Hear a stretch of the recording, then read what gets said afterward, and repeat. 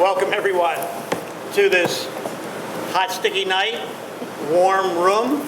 We're trying to do our best to keep the air on while we're having this meeting, because if we shut it off, we will all want to end this meeting. Maybe we'd all have to want to end this meeting very quickly, right? But thank you all for coming on this August night. I'd like to lead off with the Pledge of Allegiance, please. I pledge allegiance to the flag of the United States of America and to the republic for which it stands, one nation, under God, indivisible, with liberty and justice for all. Okay, before we get started, I want to kind of read in some notes, get everybody kind of caught up, and for our viewing audience to get them caught up on things that have happened since our last meeting, because the wheels on the bus just never stop. Okay, so on 7/22, we had a meeting and we approved the request from Winco Family Films to modify their event application with new specific guidelines that allowed them for filming from 7/22 to 8/11. So if you're aware of the filming project that's going on Chestnut Street, we're into the final countdown, right? But that was done on 7/22. On 7/27, we approved Alan Bateman, who used to be a village employee in the water treatment plant as a subcontractor, to come back and work weekends in the water department at $20 per hour. He's currently in the DEP, is it DEP, Tom? School, pursuing a new career. We're very happy for him, but he said he's available on weekends and we need the skill, so we've approved him to come back as a subcontractor. Also on 7/27, we approved to have the transmission on one of our police vehicles that needed repair for $5,670. So we're trying to keep that fleet as long as we can and keep it going, but we are in a replacement plan for our police vehicles, but this was not the one we wanted to replace. On 7/29, we approved the resignation of Justin Drayblack, our water treatment plant operator, and opened the position for a new trainee operator position in the water department, which you're going to hear about tonight. And then on 8/3, we approved a vacation buyout for both David Secor and Justin Drayblack. So that's an update of where we are. So we're going to change the venue a little bit. As you know, one of our trustees, Trustee Nuneker, is away on vacation. I'm hoping he's having a cooler place than we are right now. But our CFO, our treasurer, Karen McLaughlin, is substituting for our village clerk, Martina, who is also away on vacation. So she's going to play a dual role tonight. So I'm going to move her up in the schedule so she can go back into minutes mode and keep us going. So with that, I'm going to open it for public comment. We didn't have a sign-up sheet, but if there's anybody here who wants to make public comment. Christopher, come up to the mic. Christopher Towner, T-E-E-N-E-R. 3 minutes.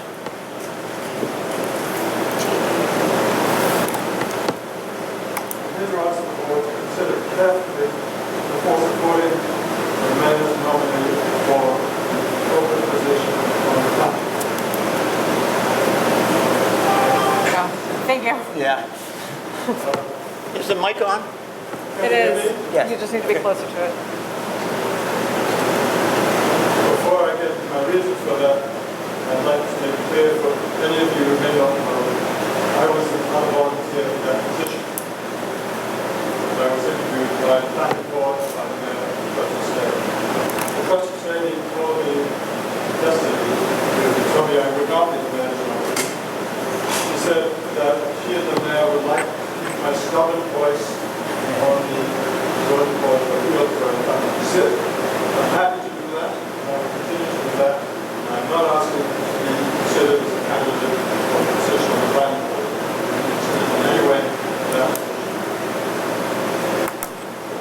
go to my reasons for asking you to take precaution. I would like to read a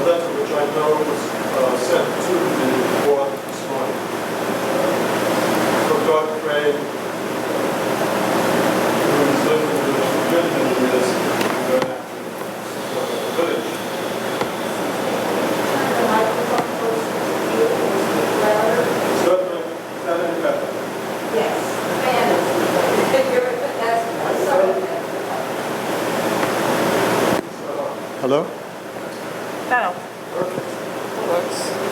God writes, Dear Village Board members, it is my understanding that the Village Board is considering appointing Darren Davidovich to the board, planning board, perhaps as early as tonight. If that is the case, it is my understanding that Mr. Davidovich, otherwise the art of building, which does considerable, it's also the art of building, which does considerable building and development work in the village.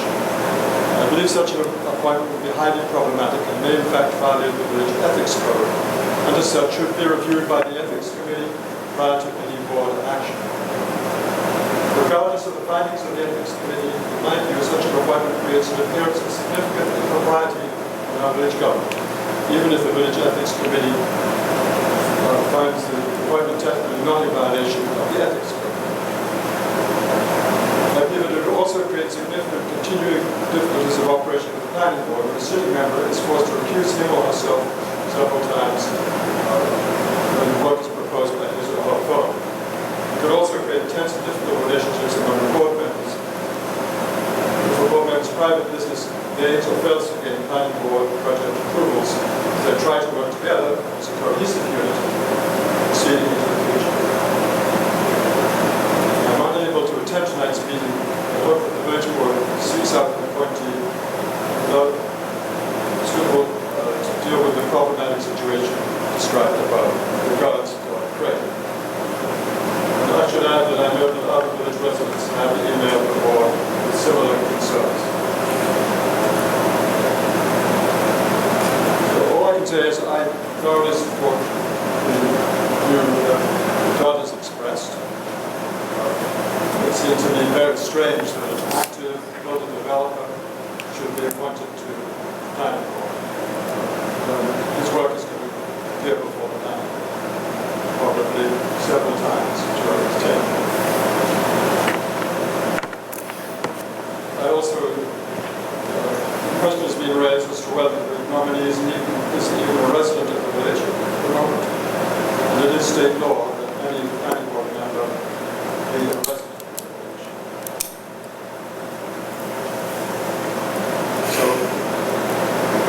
I agree with Todd that this appointment would create the impression of impropriety in the village and not come down to the credit of the village. So please think about it carefully, review ethical considerations that are laid out in the village code. Thank you. Thank you. Any other public comment? Thank you, Christopher. All right, so now we're going to go to our CFO, Karen McLaughlin, to give the year-end update of our fiscal status ending the year 5/31/22. I just want, before she gets started, I want to let you know that this is a lot of work, what Karen does, all right? And Karen has Chrissy with her to help do bills and planning, but Karen is the source for managing, helping us, working with the board trustees on all budget concerns and keeping us on the straight and narrow path. So I want to thank her for this report and for the work that she does. Thank you. Is this good? Is it on? It is on. Now it's on. All right. Oh my, I guess That's I'm going to great. have to hold it right here. Thank you, Karen. Okay. As the mayor stated, this is for the period June 1st, 2021 to May 31st of 2022. Crazy times we are living in, from inflation, cost of goods and services, to the availability of important parts to run our facilities and departments. With so many variables and moving parts, one thing needs to remain constant, and that is stability. Stability is gained through good, solid information, in turn affords the mayor, village board, and all of the residents to make decisions that support, sustain, and promote the village of Rhinebeck. My part as the treasurer and chief financial officer, outside of paying bills, payroll, and budgeting, is to maintain accurate accounting records of all financial activity. The finance office plays an important role in stability and in public service. The finance officer has a stewardship over citizens' shared financial resources. These resources make possible the services that are essential to the safety, livability, and vitality of our communities. Stability requires input, coordination, and efforts of the board, department heads, and all the village employees. How have we performed this past year? We'll start taking a look at the expenses. The departments have done a great job here, keeping the expenses within their budget. And a few points I'd like to make. If you take a look at the chart, it appears the fire department shows a 23% of total expenditures. However, the fire department includes the purchase of a fire rescue vehicle for $580,000. Other points to note are an increase in legal activity caused the attorney line item to go over budget $5,500. The village purchased our previously leased streetlights from Central Hudson for $88,000. We have also had unanticipated increase of costs for fuel, diesel, and gas. New vehicle purchases, we've embarked on 5-year lease purchase agreements for a 2021 police command vehicle, a 2021 utility truck for the water department, and a 2021 police fleet vehicle. This will also be the last year for the payment of the 2019 back truck, so that will help us in the budget moving forward.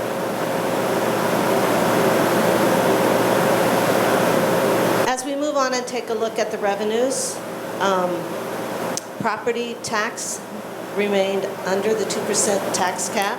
The tax rate for the 2021-22 year was $3.14 per thousand assessed value, and this was down from the prior year by $1.02. The planning, building, and zoning departments remained and continue to remain active with increased revenues and activity. We received half of the ARPA funds of $103,901 and spent $20,098 on a smart VMS police road display for emergency notifications and $10,000 to assist local food banks. The balance is in a assigned fund balance account until the board authorizes the next amount in use. The state aid remains constant, and there was a substantial increase in the mortgage tax distribution that really helped us in the revenue. We received a grant for $30,000 for tree removal and replacement, as well as a grant for $10,000 for the village comprehensive plan. This chart illustrates the relationship between the budget, revenue, and expenses. The increase in the general fund was explained above with the receipt of the $580,000 for the fire rescue truck, the receipt of the ARPA funds, as well as the $129,000 for the fire contract that was accrued, and with the change in wording of the new contract, that was recognized as deferred revenue for 21-22. The water fund increased rates from $6 per thousand gallons to $7 per thousand gallons. A water rate study being completed by engineering firm Ty & Bond is in progress. As the sewer fund revenue lagged behind expenses, $65,000 has been allocated from fund balance for the 22-23 fiscal year as an analysis of the capital projects and annual operating expenses are performed. So this graph shows the long-term picture of the village's long-term debt and is a good tool for future planning. Many of these bonds mature around the 2033 timeframe. The large one at the top, the light blue one at the top, is a recently completed water main project, and it's probably one of our biggest long-term debts that we have so far. Current and future grants and capital projects being considered include sidewalk work, fire rescue equipment, a water system upgrade, wastewater treatment plant and collection system upgrade, and a water drainage and paving project here on Center Street. Part of stability and responsible planning is maintaining capital accounts. The village has the above established accounts in fire, highway, police, parking, parks and rec, sidewalks, and water and sewer. As per the fire contract with the town of Rhinebeck, the town's share, it's a percentage of the unspent annual fire budget, is transferred to the capital account as well as a budgeted amount from the village budget, which this year was $70,000, which is why you see over on the end, on the fire, why the revenue is so much higher this past year. Recent increases to transfer from annual operating funds to the capital accounts in the water and the sewer are in anticipation of large upgrade projects with EFC that are part grant, loan, and our responsibility as some current funding.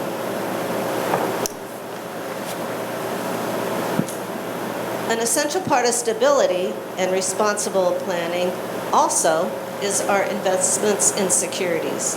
The village has partnered with New York Cooperative Liquid Assets Security System, otherwise known as New York Class. With rates continuing to rise, local government investment pools, like New York Class, continue to be an excellent investment option for cash management needs. Interest compounds daily, they are self-collateralized, and offer convenient liquidity. This year, the fund balances in the general fund and sewer fund have allowed for additional funds to be transferred to be invested.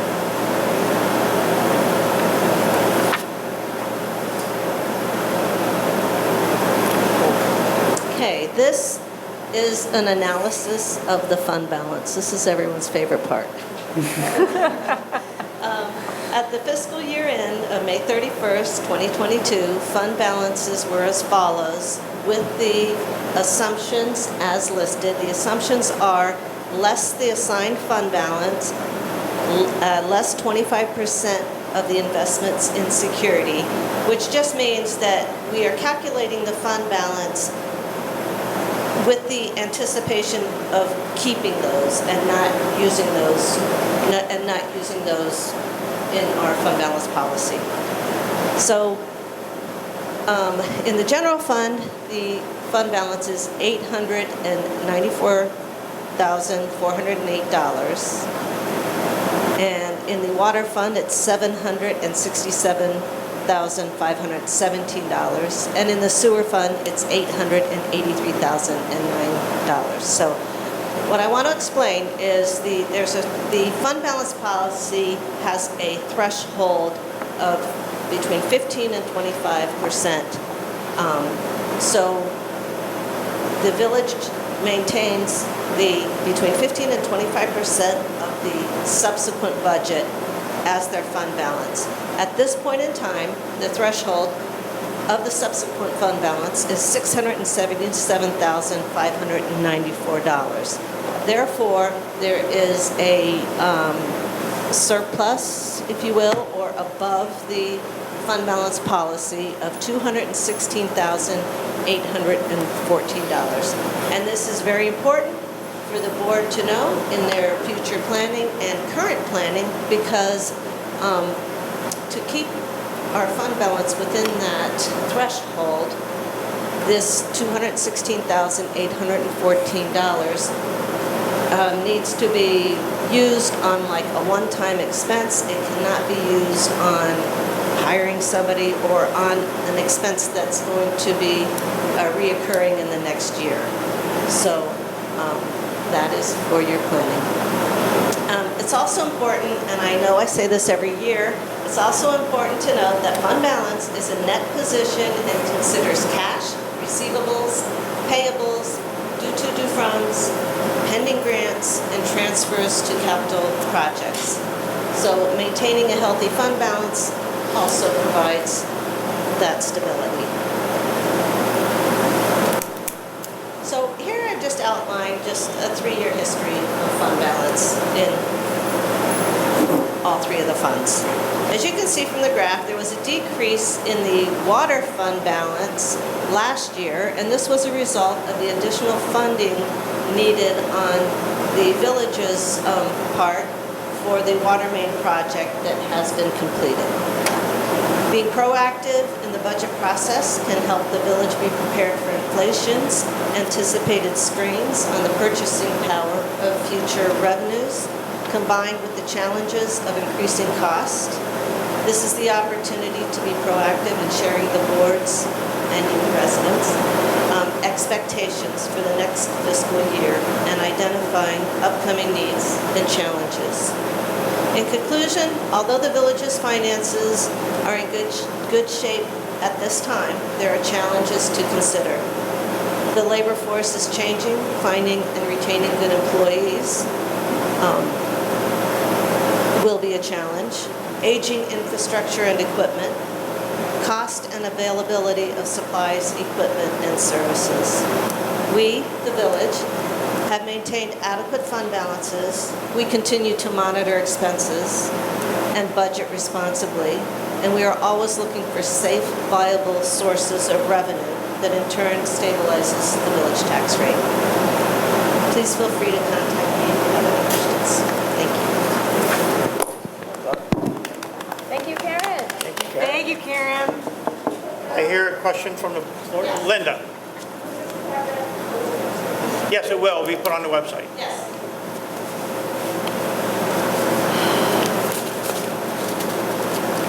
Any other questions for Karen while you have her undivided attention? I have a question.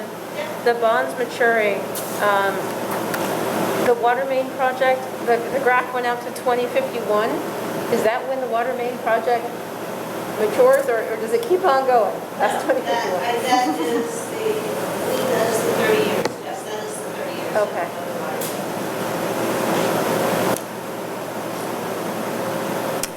Do we have we're doing a good job basically for the next, it looks like 10 years of keeping the long-term debt hovering somewhere around $250,000.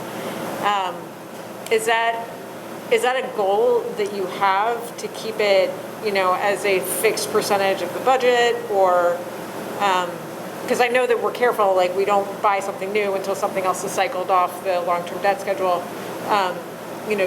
Is that $250,000 your number in your head, or is it a percentage of expenses, or, how do you think about long-term debt? It is a percentage, and it also the tax constitutional margin that we is a calculation that we provide for your state every year, and it gives us that percentage, and I think we're at like 26%. So every year, like in April, we do this tax calculation, Okay. and we kind of know where we're at. This has them all together, but like the water will just be. I know, that's part of water, and, Right. yeah, So, yeah, I get that.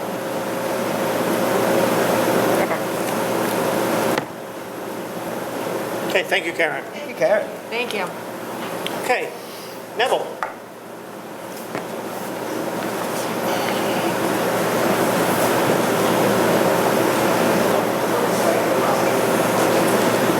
I'm assuming this is still on? Great. thank you.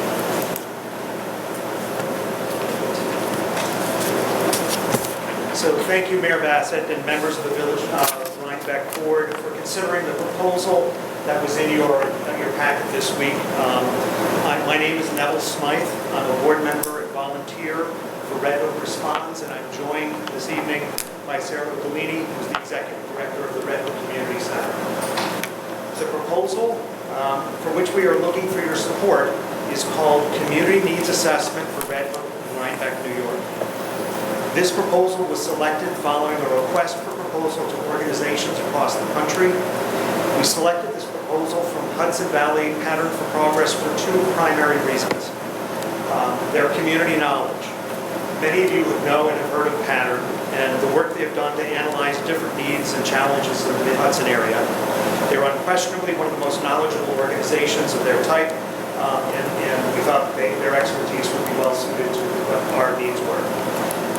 Also importantly, cost was a key factor. At $30,000, which is what their proposal came in at, it was about $20,000 less than the other ones that we strongly considered. So both their community knowledge and their costs were strong elements in their favor.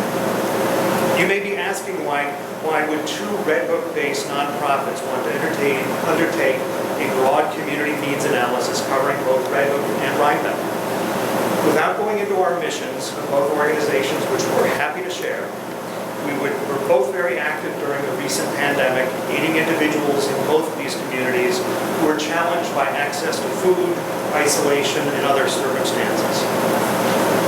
Both of our organizations, despite our names, serve both Red Hook and Rhinebeck, and also other surrounding communities. As we are pivoting away from COVID, we continue to see challenges faced by members of our communities.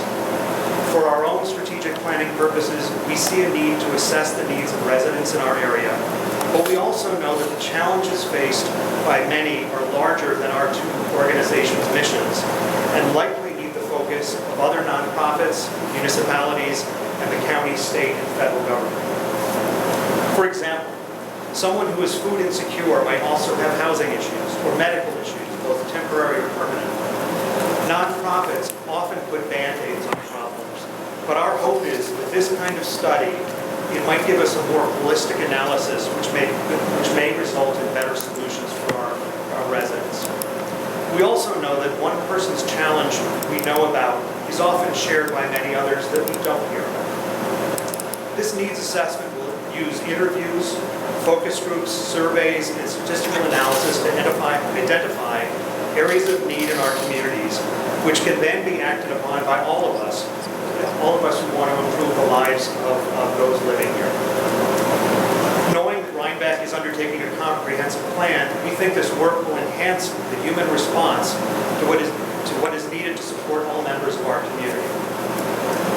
So toward the $30,000 needed for this proposal, we have received verbal commitments totaling $22,000, $5,000 from the Dyson Foundation, $5,000 from the Thomas Thompson Trust, $10,000 from the town of Red Hook.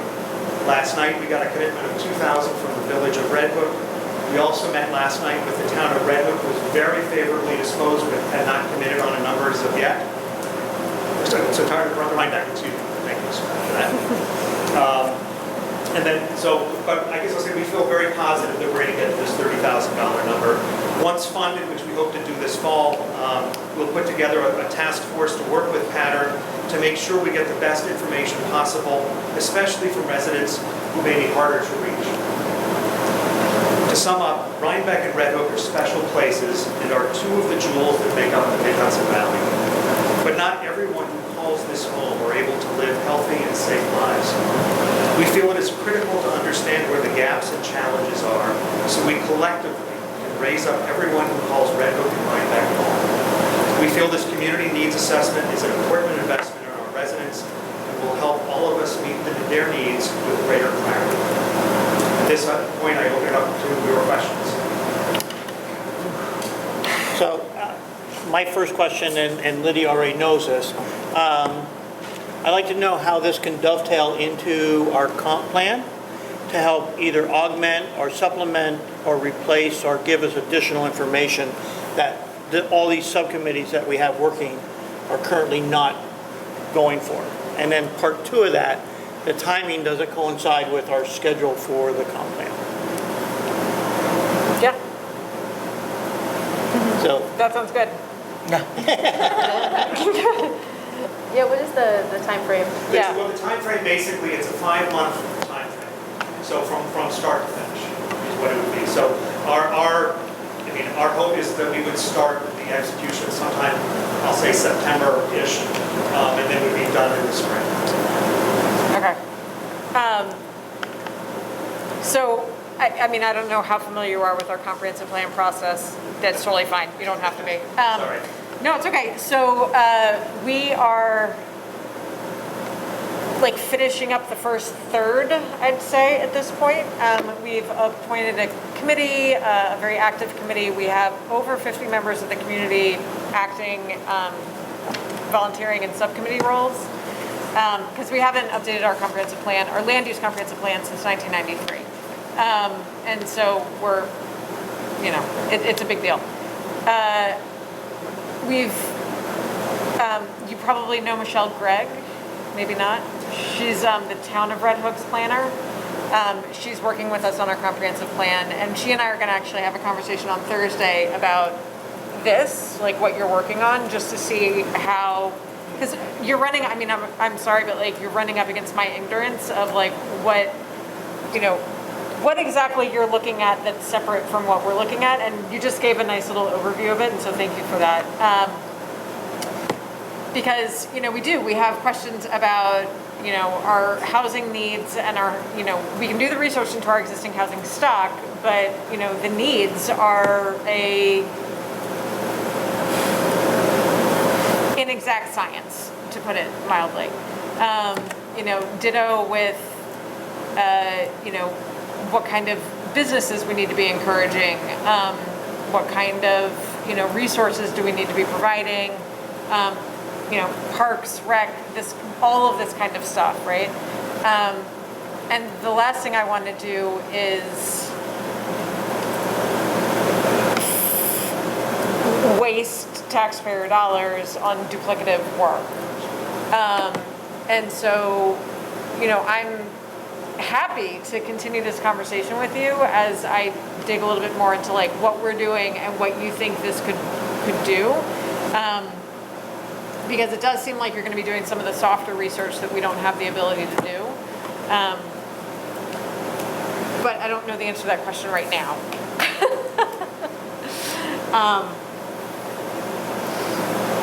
Yeah.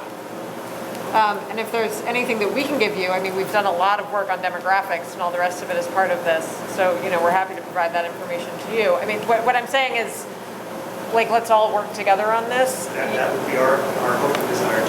Yeah. Out of curiosity, why is, can you share with me, because, Red Hook Responds had a counterpoint in Rhinebeck Responds, and Rhinebeck Responds is doing whatever it's doing. Can you describe to me what Red Hook Responds' mission now is, with sort of the pandemic not being quite as urgent as we all have behaved in the last 3 years?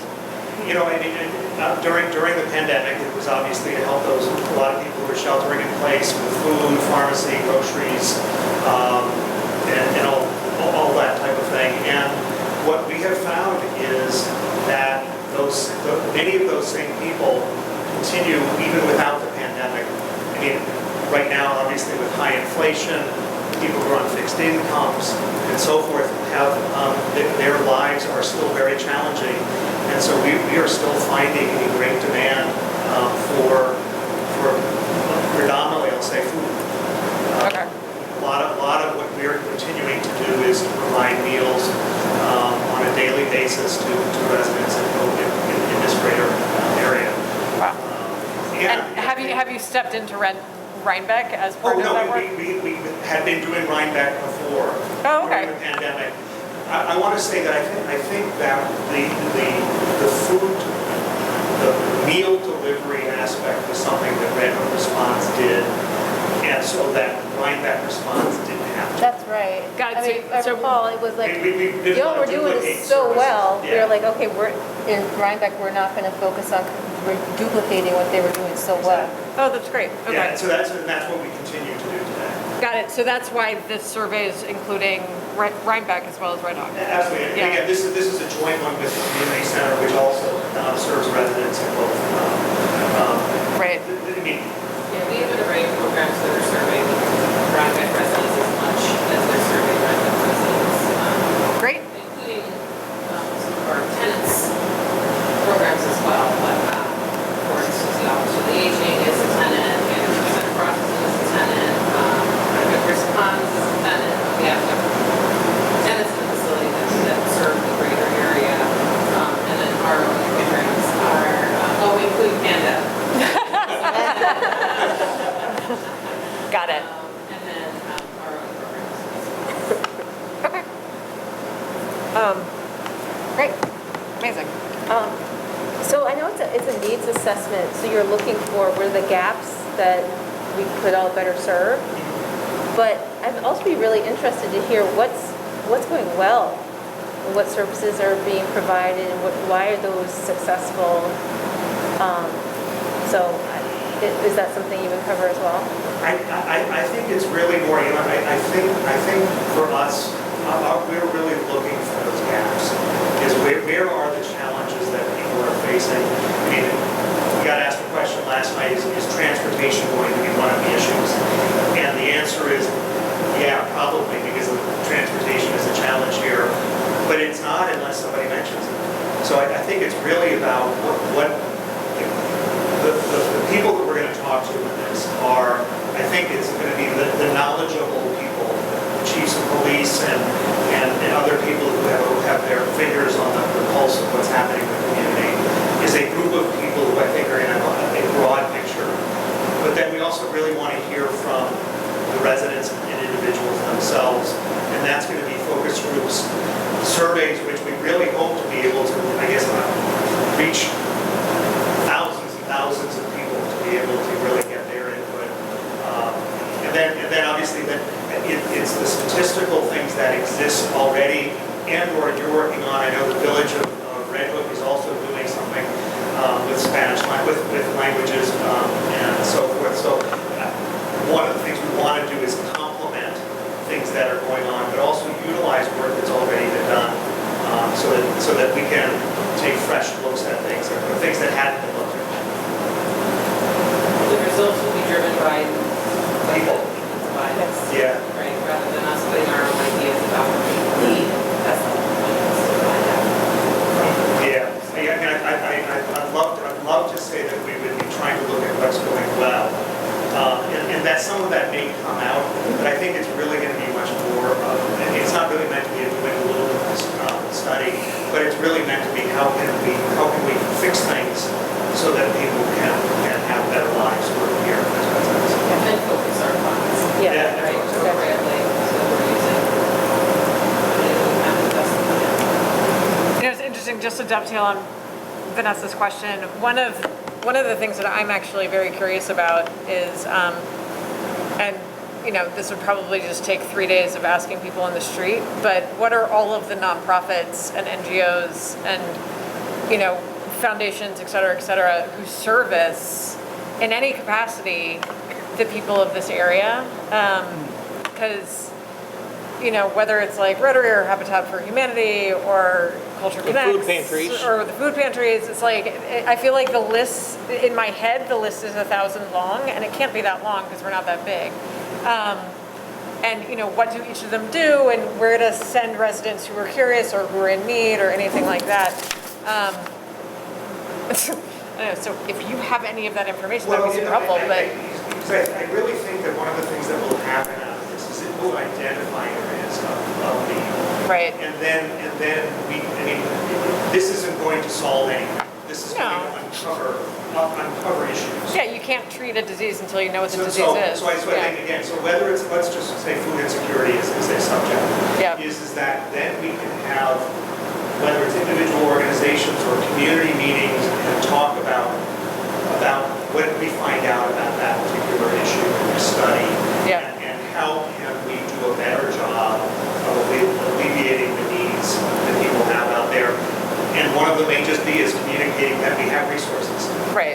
Which a lot of people may not even just know about. And so doing this might help that unto itself, but it also better streamline or say, you do that, we'll do this. Right. And doing that in all the different need areas that kind of pop up. And again, some of them are going to be bigger than what we as nonprofits can do, you as the village can do, and so it gives us the leverage to then talk to the line. How can you help us deal with some of these issues that are bigger than us? which is why we're sharing the information with any agency or municipality Yeah. that could benefit from it. Okay. All right. So what I'd like to suggest is that, Yeah, can I have a few days? yeah, we go off and we can also then talk with our counterparts to town, Yeah. collaborate on maybe coming back with an answer. Sure. Give us a week or two. And use the time you need. I guess I'll say to your point, the sooner that we're able to get going, the better for us, and I'm assuming better for your consolidated plan too. But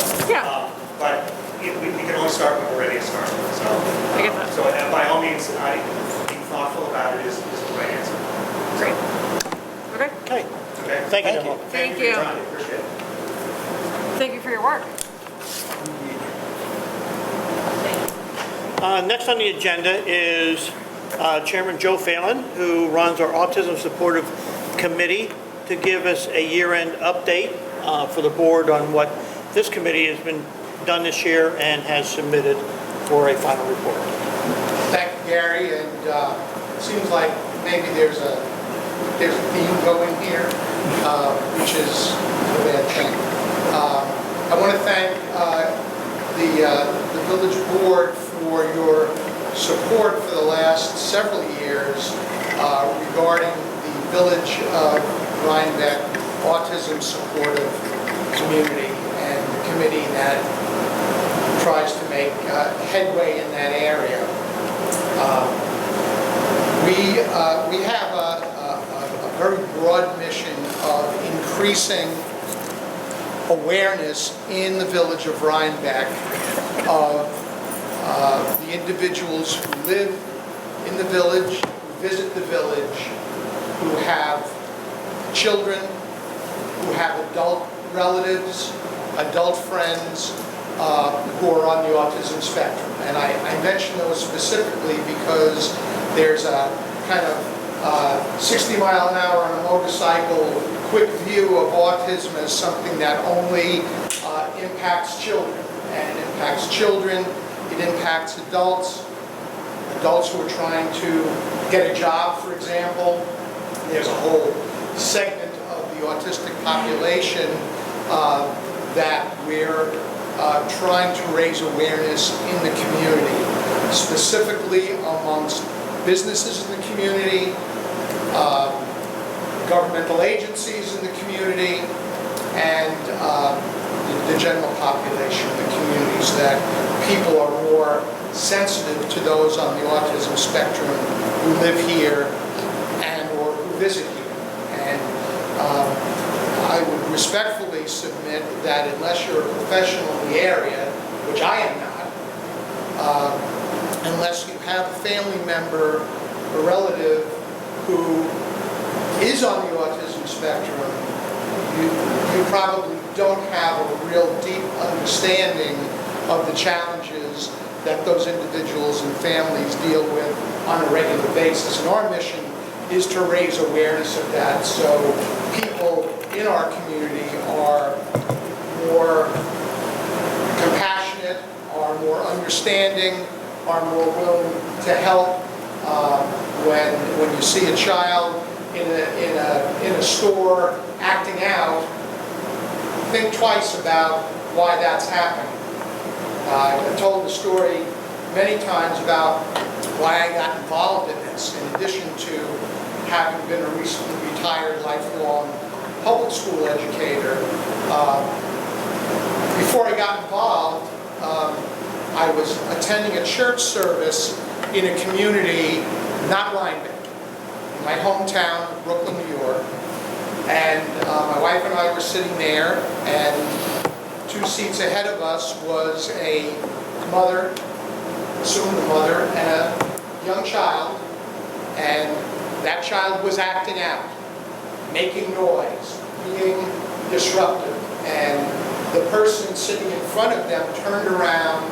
This is in church now, so I don't want you to know the context, and berated that mother about, you need to keep your child quiet, you're disturbing what's going on here, I can't concentrate on what's going on here. And I turned to my wife and I said, that child's on the spectrum. That's why he's acting out. And that's the kind of attitude we're in business here as a village committee to combat, to make sure people do the right thing. Now, we also think that it's in the interest of our businesses in the community to be sensitive to people with those disabilities. Because we seem to think that if a business is trained and has our autism supportive community sticker on their window, that people with community members, children, relatives who have those challenges will want to patronize those businesses because they've been trained and understand what it's like to deal with people on the spectrum. So that's really, awareness is our entire mission. I'm happy to say that we've been able to do it thus far without any budgetary support from the village. It's all been grant funded and fundraised. This past year, almost two, because of the pandemic, we were the recipients of a $10,000 grant from the Thomas Thompson Trust that was granted to us with the proviso that it would be a matching grant, that we would have to raise $10,000 ourselves. We held a Chefs for Autism dinner, thanks to several of the chefs in our community, and we raised $10,000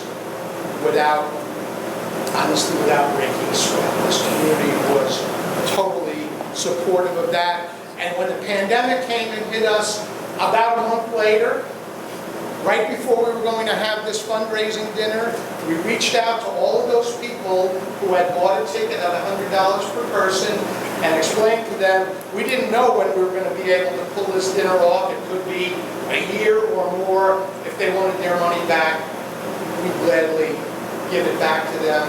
Not a single person asked for their money back. We reached out to every one of those 100 people who paid for a ticket. So that's the level of support in this community, and our goal, our mission is to continue, because not everybody has gotten the message yet, although we're making some strides. We were named by Dutchess County Tourism as the recipient of the Accessible Hospitality Award of Distinction for 2021. Our competition, just so you know, was the Dutchess County Parks. Our competition was also Walkway Over the Hudson. We were actually flabbergasted when they announced our name, pleasantly so, but we weren't expecting that. So we're obviously making an impact not only in Rhinebeck, but countywide. What other things are we doing? I'll just give you the highlights. We're promoting the inclusive use of our playgrounds. There's a playground in the municipality not too awfully far away that does not allow adults to use playground equipment. Not getting it that there are adults who are on the spectrum for whom swinging in a swing is actually a very comforting activity for them.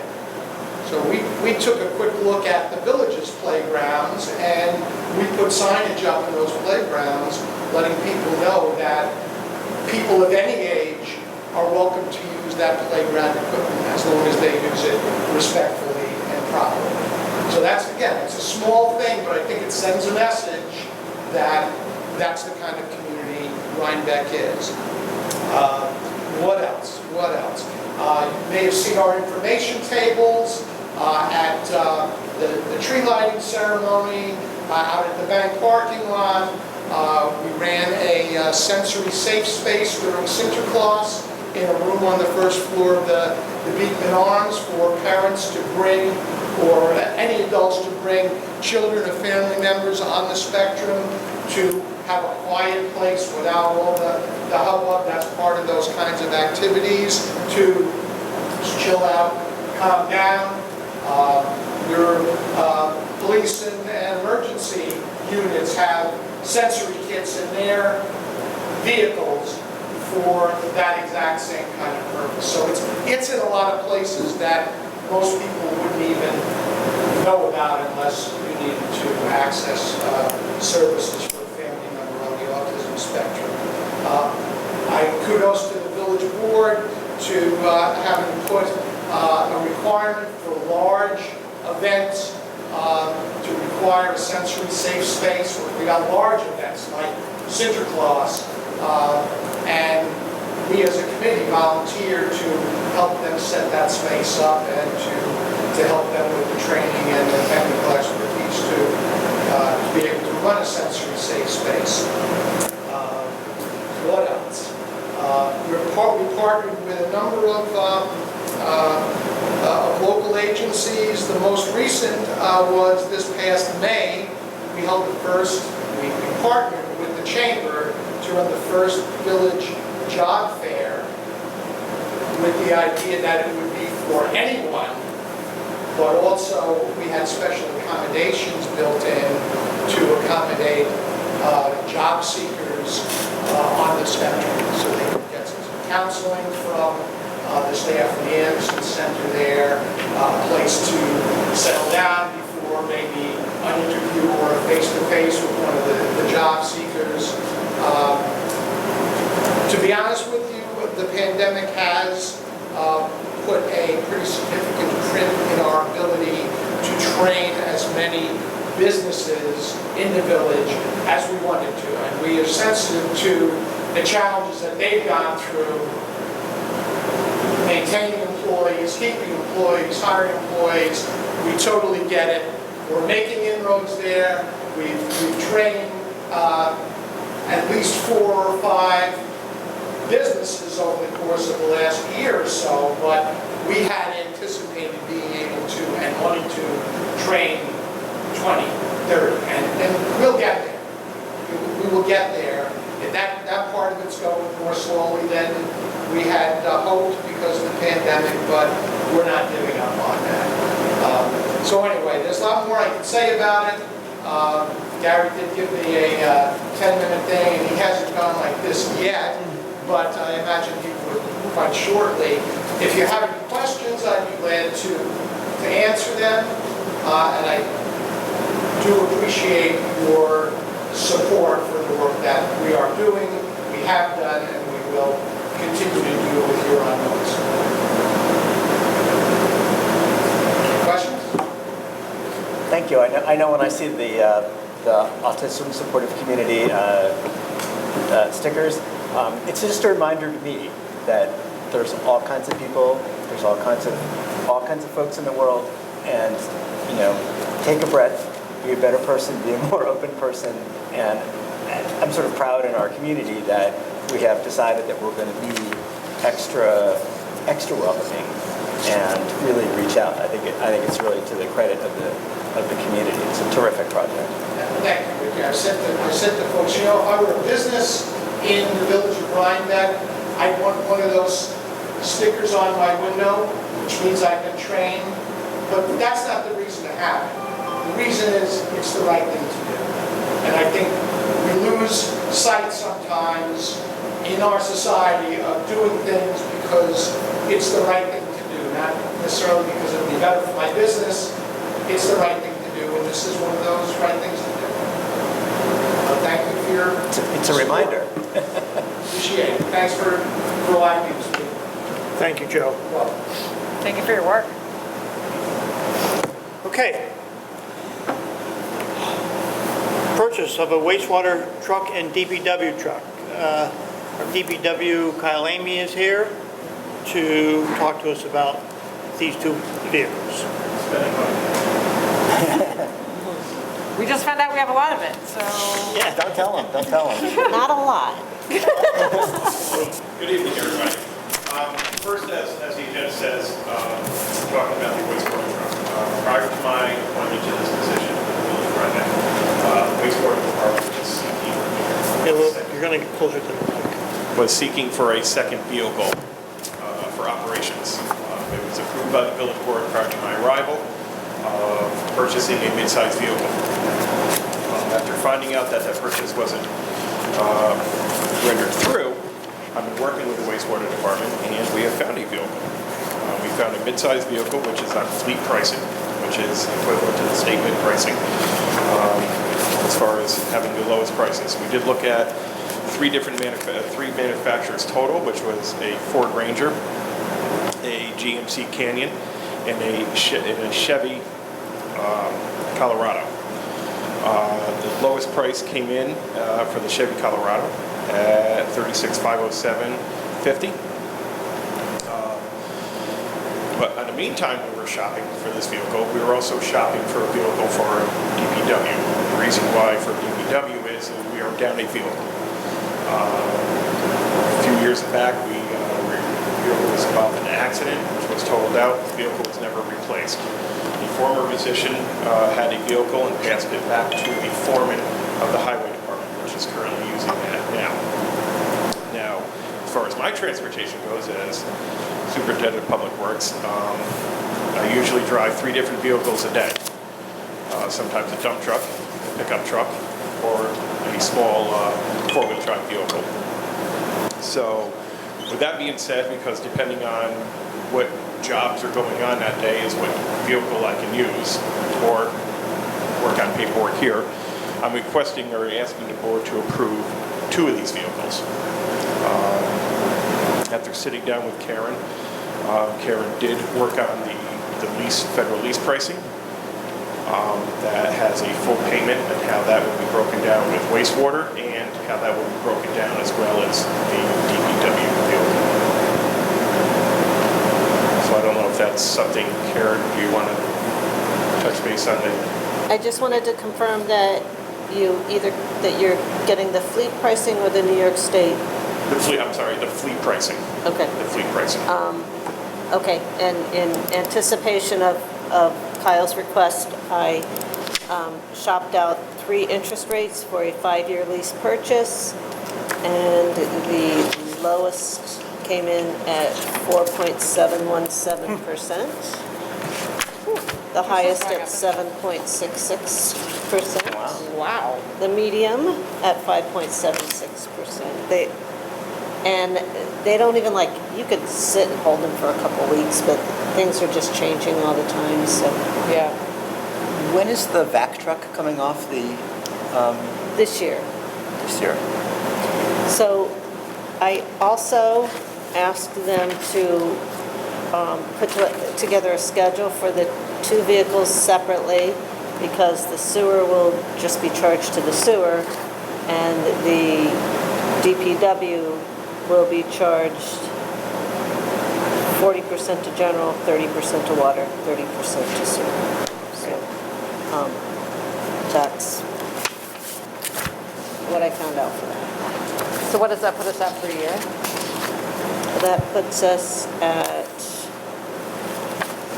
about 16,000, what is it?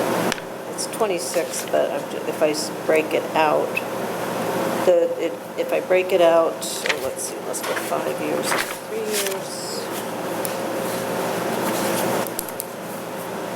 If I break it out, the sewer is about 8,500 a year, and then again, the DPW, it's the same vehicle, is about the same. Got it. Okay. And the vac truck was about $40,000 a year? Is that my Yes. recollection? Okay. Yeah, 39 change. And the vac truck was totally the general fund. Right. And what did we approve for the wastewater truck last year?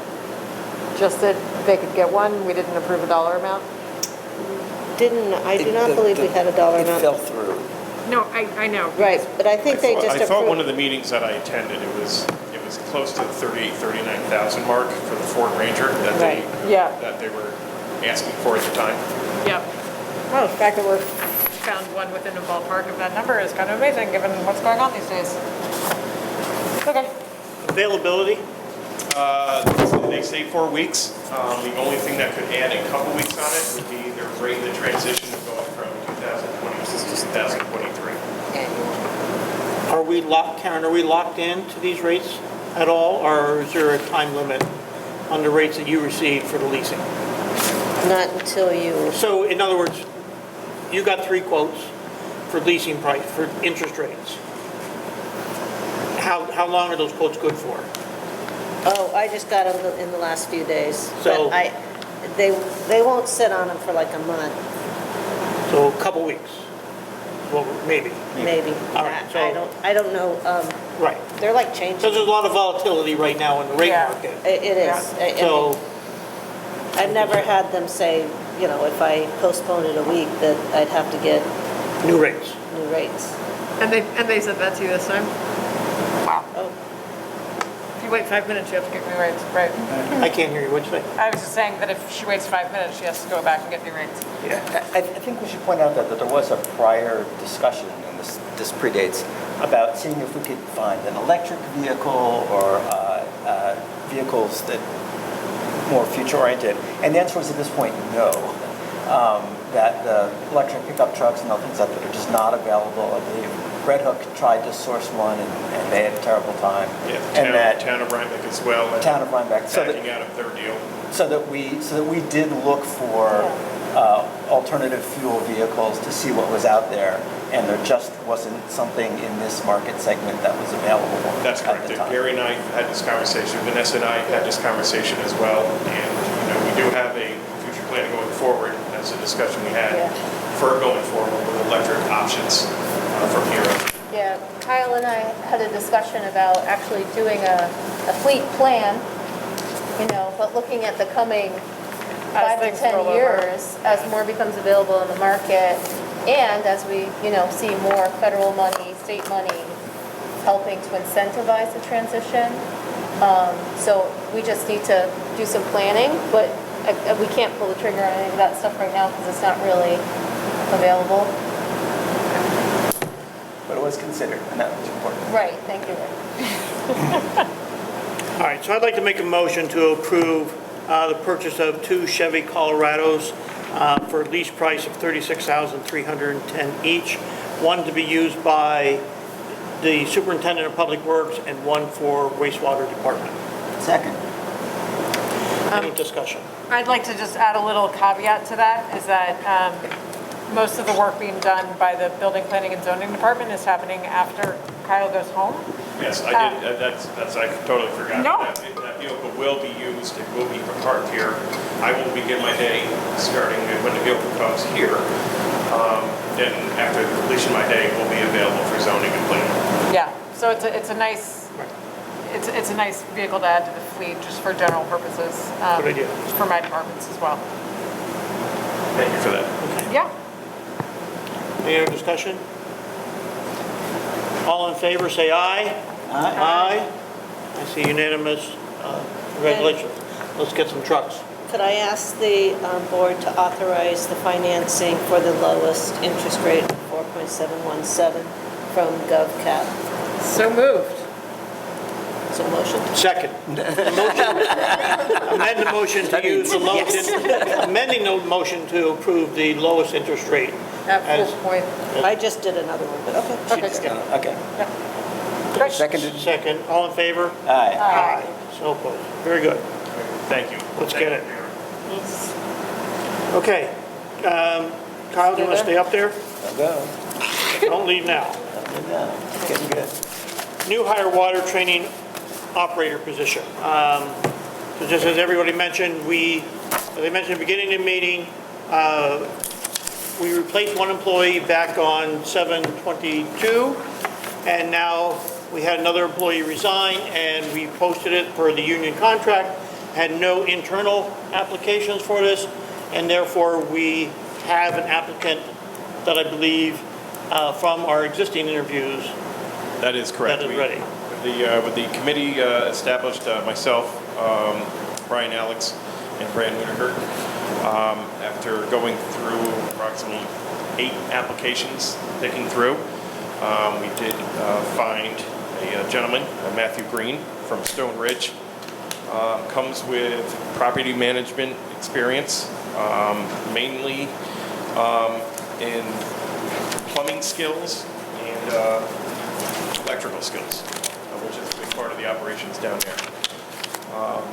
He also has a degree in biology, so it was unanimous across the board that we would like to appoint or hire Matthew Green to the vacant position of water treatment trainee to work his way into becoming a certified operator.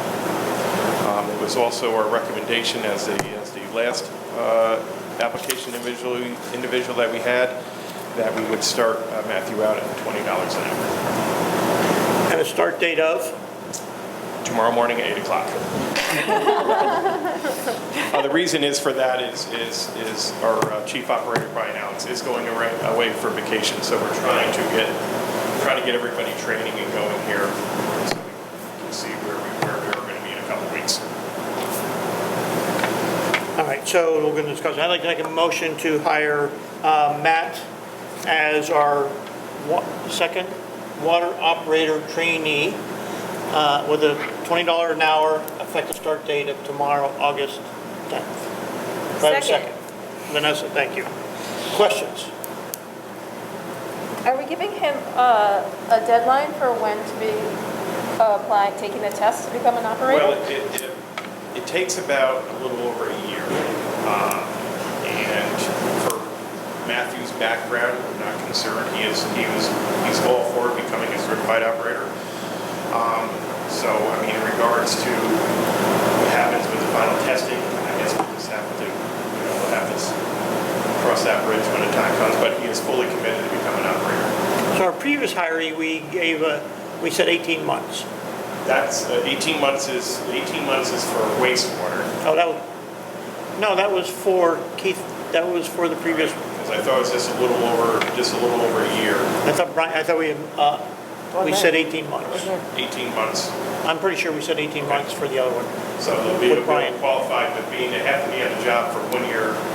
Right. And then go into the stages of taking the test to become a certified operator. Our code requires them to go for the testing within a year, so, but it takes time.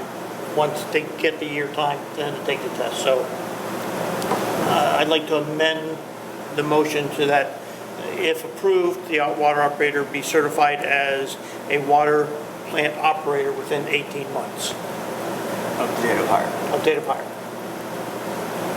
Second? Good question. Second. Okay, any other questions?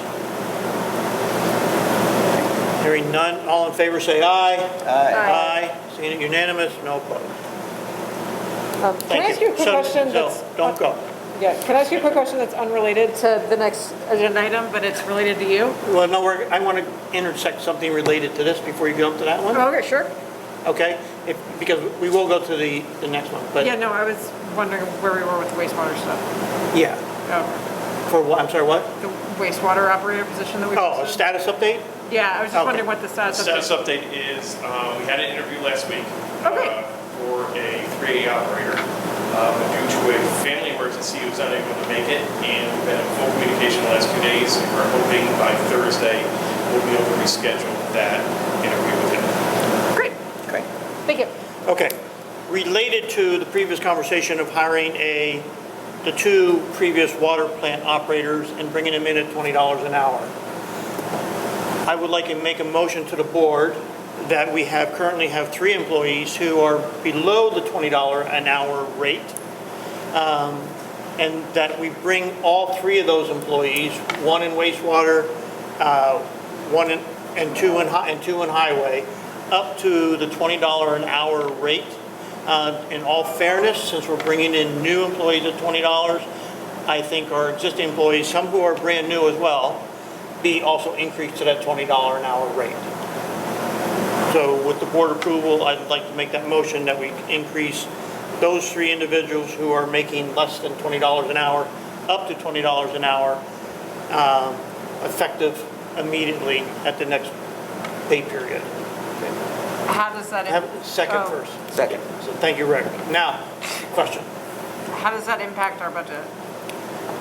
Well, it's about $2 an hour more total, because Between the 3 of them? one was 18 something, one was 17 something, and one was 19 something. So So on average, it's Very minimal. $6 an hour or something? how much is it? No. Oh, I just said No. it's a minimal impact. Yeah, it's a minimal. $2 an hour combined, Oh, total? total. Yeah. Oh, So in that area, don't quote me on the exact, but okay. I can get you the exact figures here if you would like. No, it's okay. But they're all were very close Right. to the $2 an hour, but one at 17 whatever was the lowest. It was the newest hire, and the 2 others who were our laborers bring them up. Got it. Okay.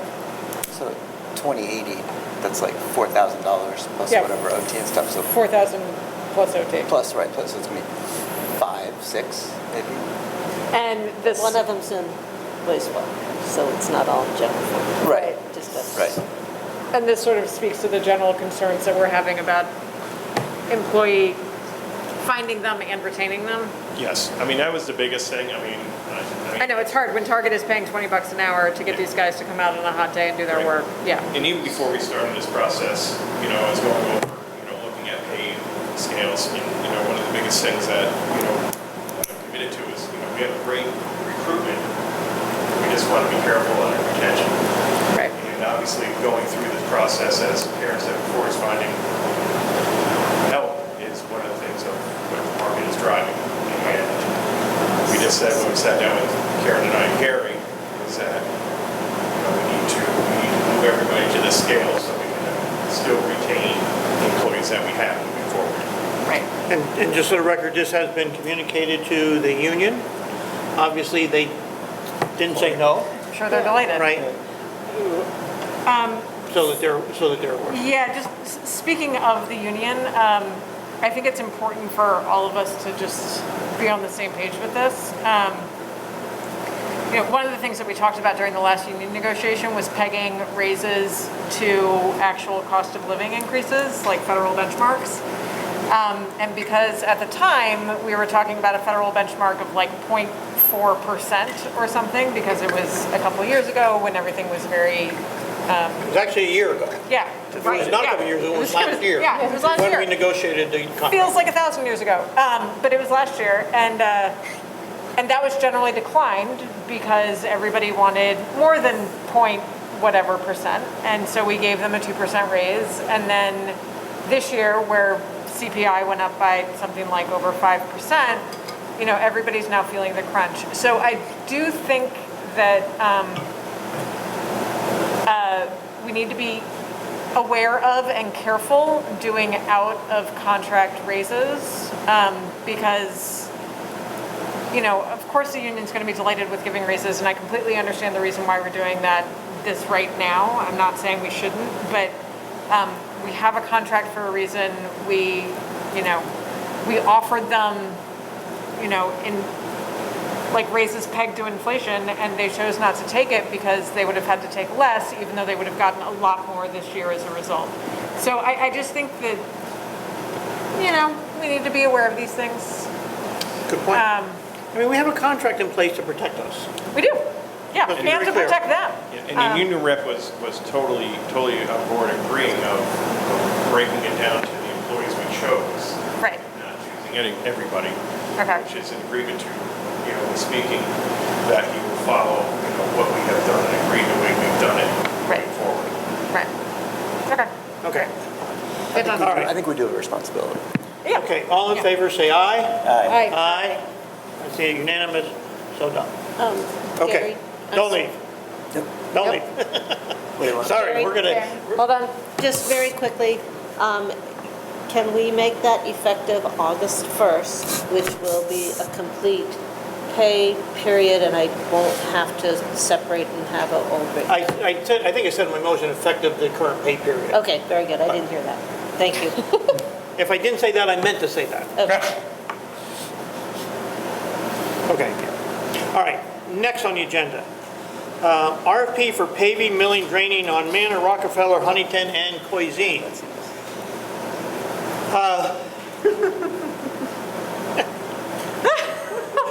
One happy person. Just to put this in perspective, we've been holding off on paving, on doing anything this year because our focus was going to be on Center Street and to repurpose Center Street from a drainage, water supply, and paving perspective.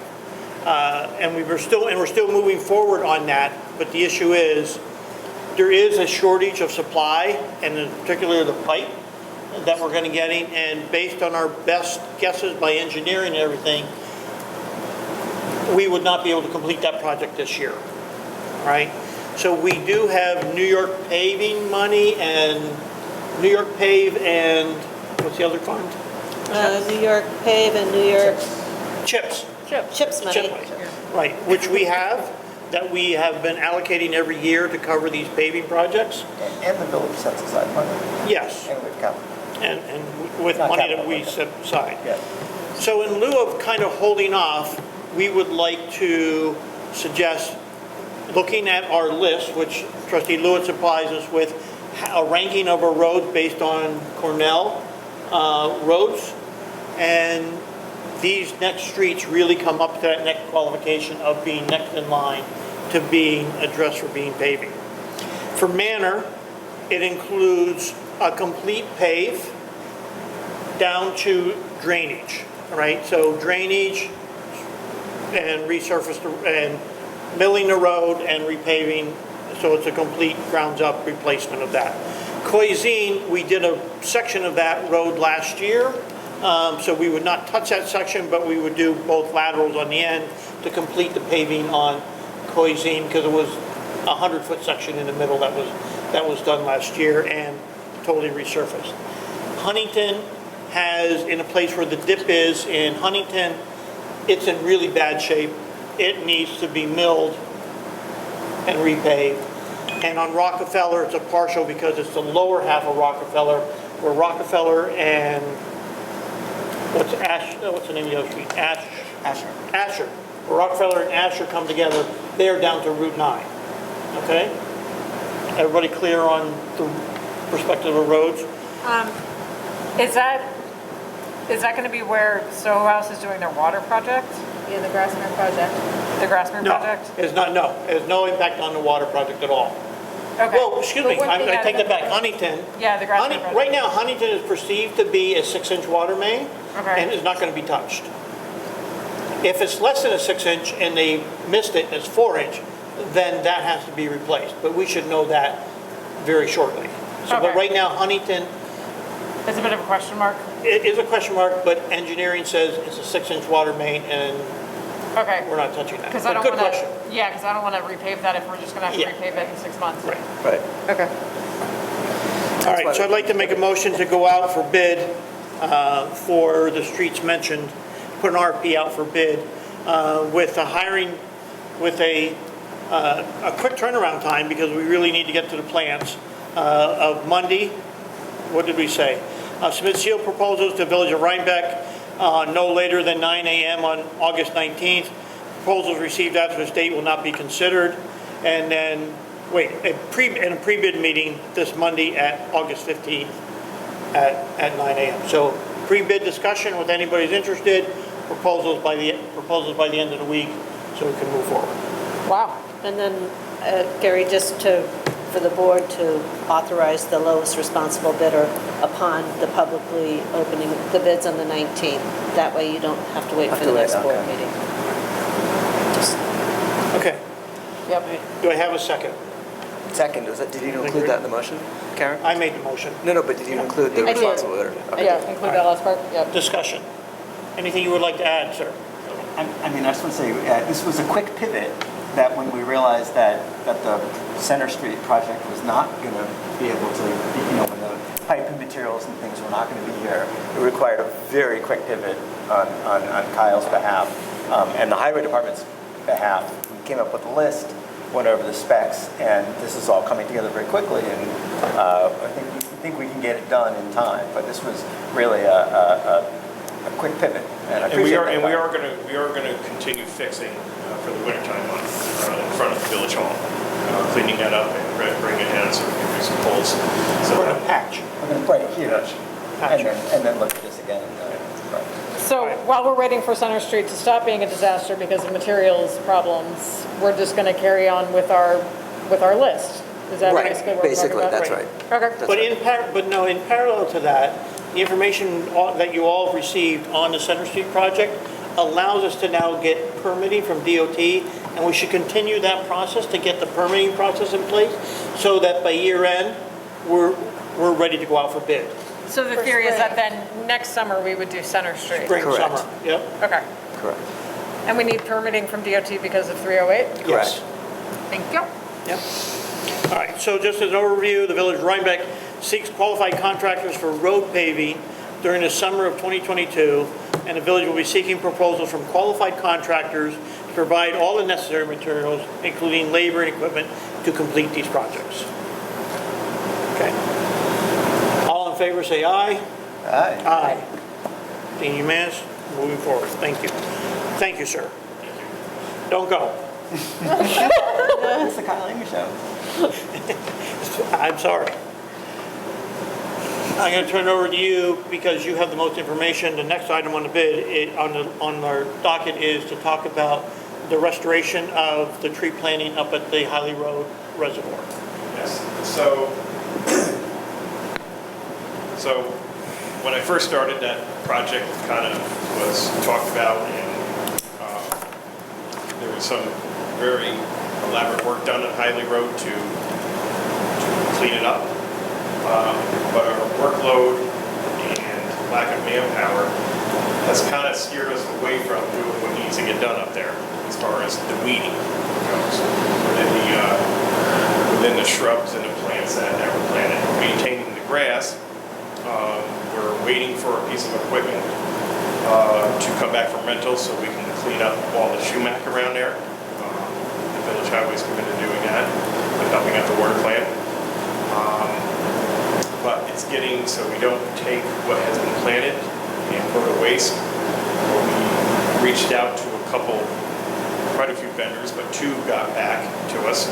One was Red Cedar, and the other was Cotter Landscaping, for the prices of, I believe, just a little over $6,000 to go up and clean up Highly Road from Red Cedar, and just about $5,200, not exceeding. 54 from one. 54 from Cotter Landscaping to do Cotter the same Landscaping, stuff.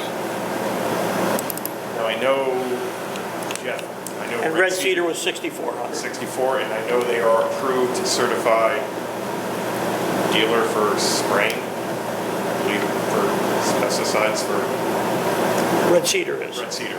Correct.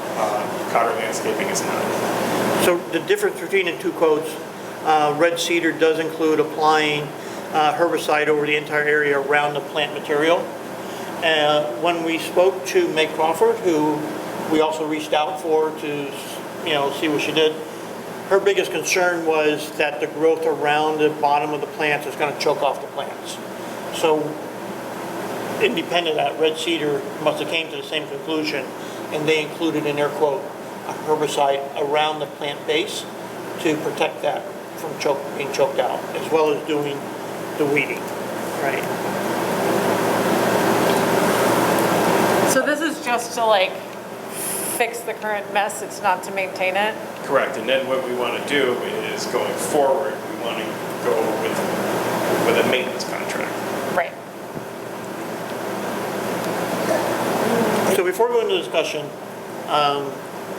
since there's two, let's go into discussion. I think there's differences here, so you need to.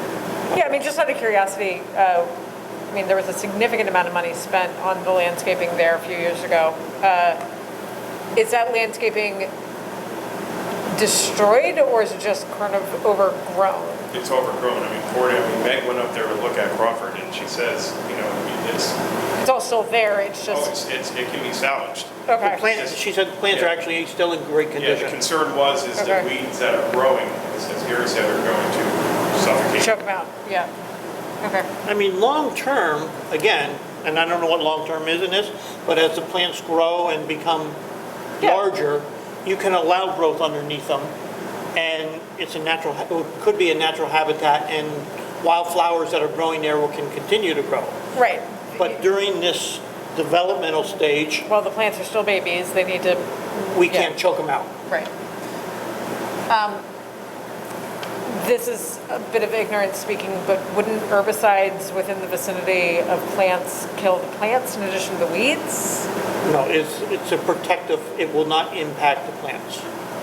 I'm not in favor of using herbicides. I just feel like, if we're gonna go in there and have landscaping crew in there, let's just weed the hell out of it. And lay some mulch? I was going to say, can we sub out our mulch if we donate our mulch? The prices for mulching were a lot higher. If we give the mulch? The only thing is, yes, I don't see why. I think our goal is for now we're getting into August. Right. Is to get it all cleaned up. Yeah. And then in the spring, Maintain. revisit it, have a contract of somebody that's going in there and then bring the mulch. I just think for manpower and everything else, for cleaning up, I don't think the mulch is right for this time, because they're going to have to, in the springtime, obviously clean it out again to re-put fresh mulch.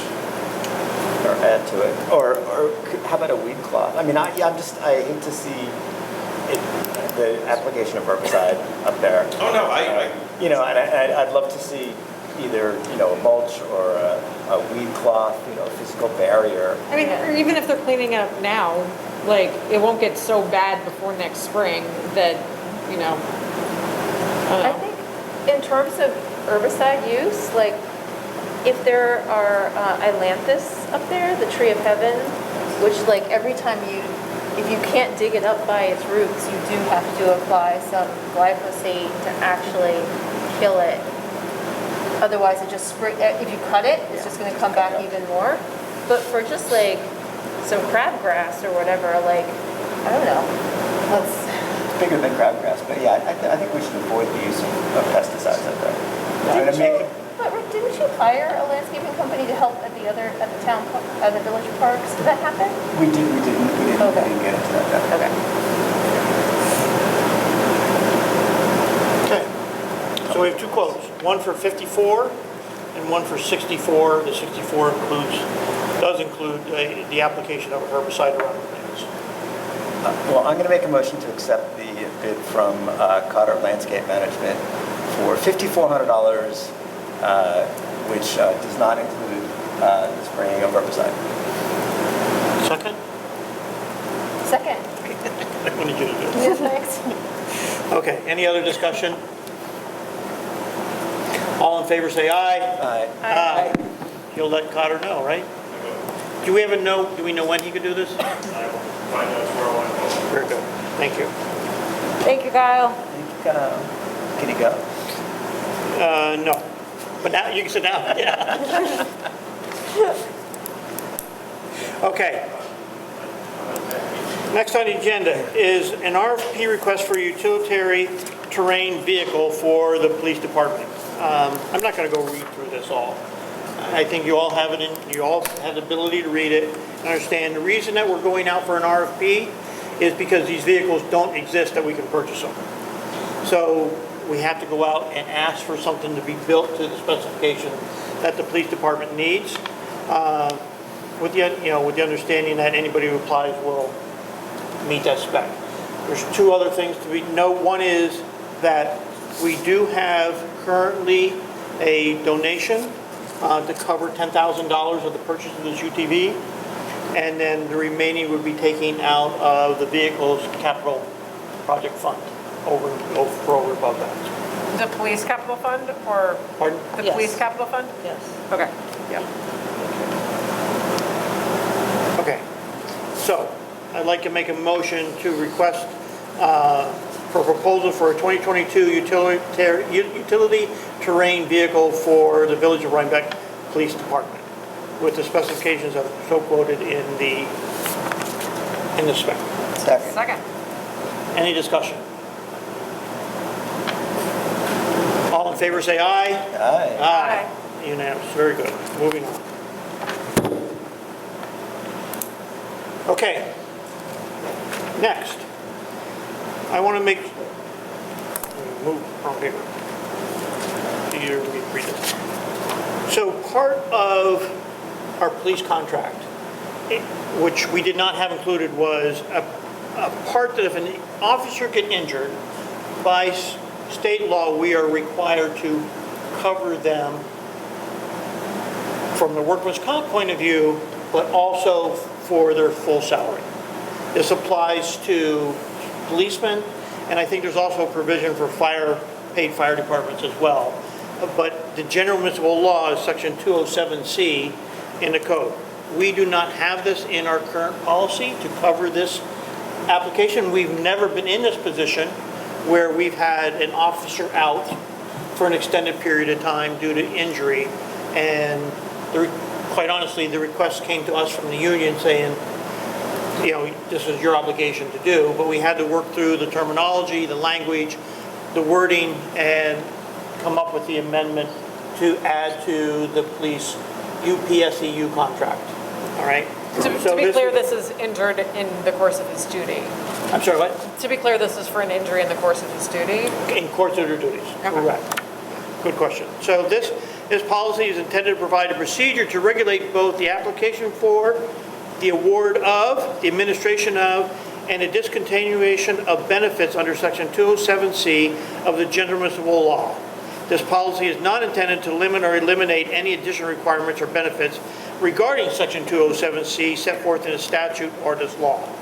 So there's the employer responsibility, there's the employee responsibility, there's the determination responsibility, and there's reinstatement of accrued leave, benefits and leave credits, and if you're full duty or partial duty, et cetera, and termination of benefits, process and procedure to go through. And I hope you've all read it, but I'd like to make a motion to approve the General Municipal Law Section 207C procedure to be included in our UPSEU contract for the police department. Second. Second. Stupid question.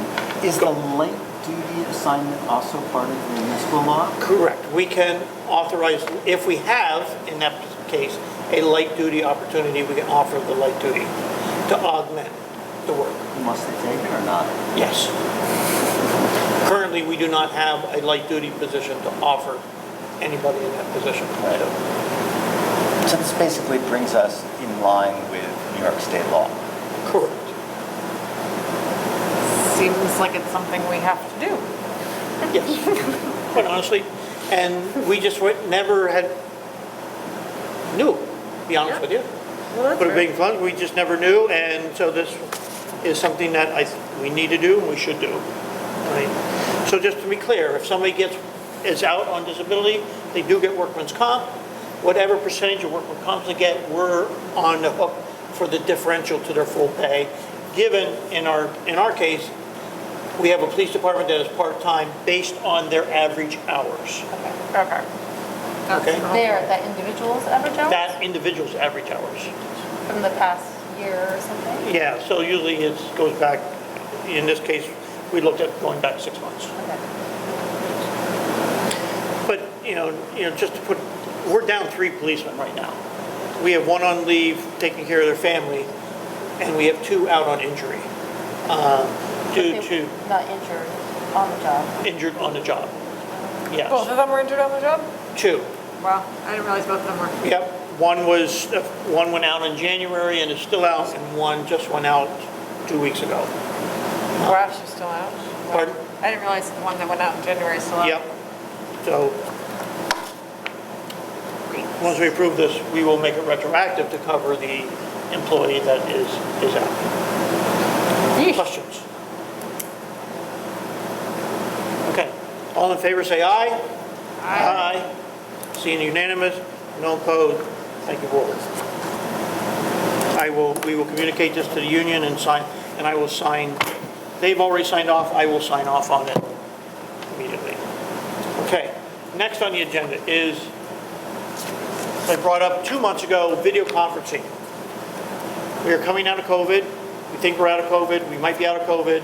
We don't know if we're out of COVID, but the current, In my house, we're not out of COVID. yeah, under the current New York State, the emergency orders for how the village, a public body can operate in a forum as such as this, has been extended to August 13th.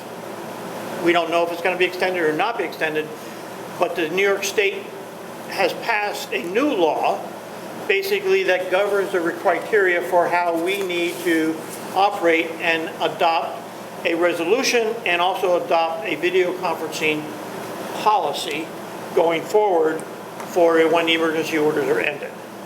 The first step in that process is to adopt a resolution. Part 2 of that is then to hold a public hearing, which would be held 30 days from today at a minimum, so that we have public input onto it, because it is a law that we will be adopting going forward.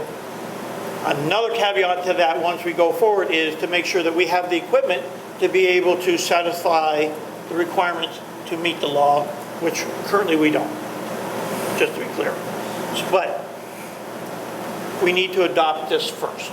We need to adopt a resolution and get the public hearing on the docket so that we can move forward with being in compliance when the emergency orders are ended. So I'm not going to read it all, but the purpose of this local law is to adopt a section of the village code regarding public meetings, including the authorization of the village board and the village's public bodies as the term is defined in Public Officers Law, Section 102, to participate in meetings via video conferencing in a manner consistent with the village's video conferencing policy and authority granted to public officers.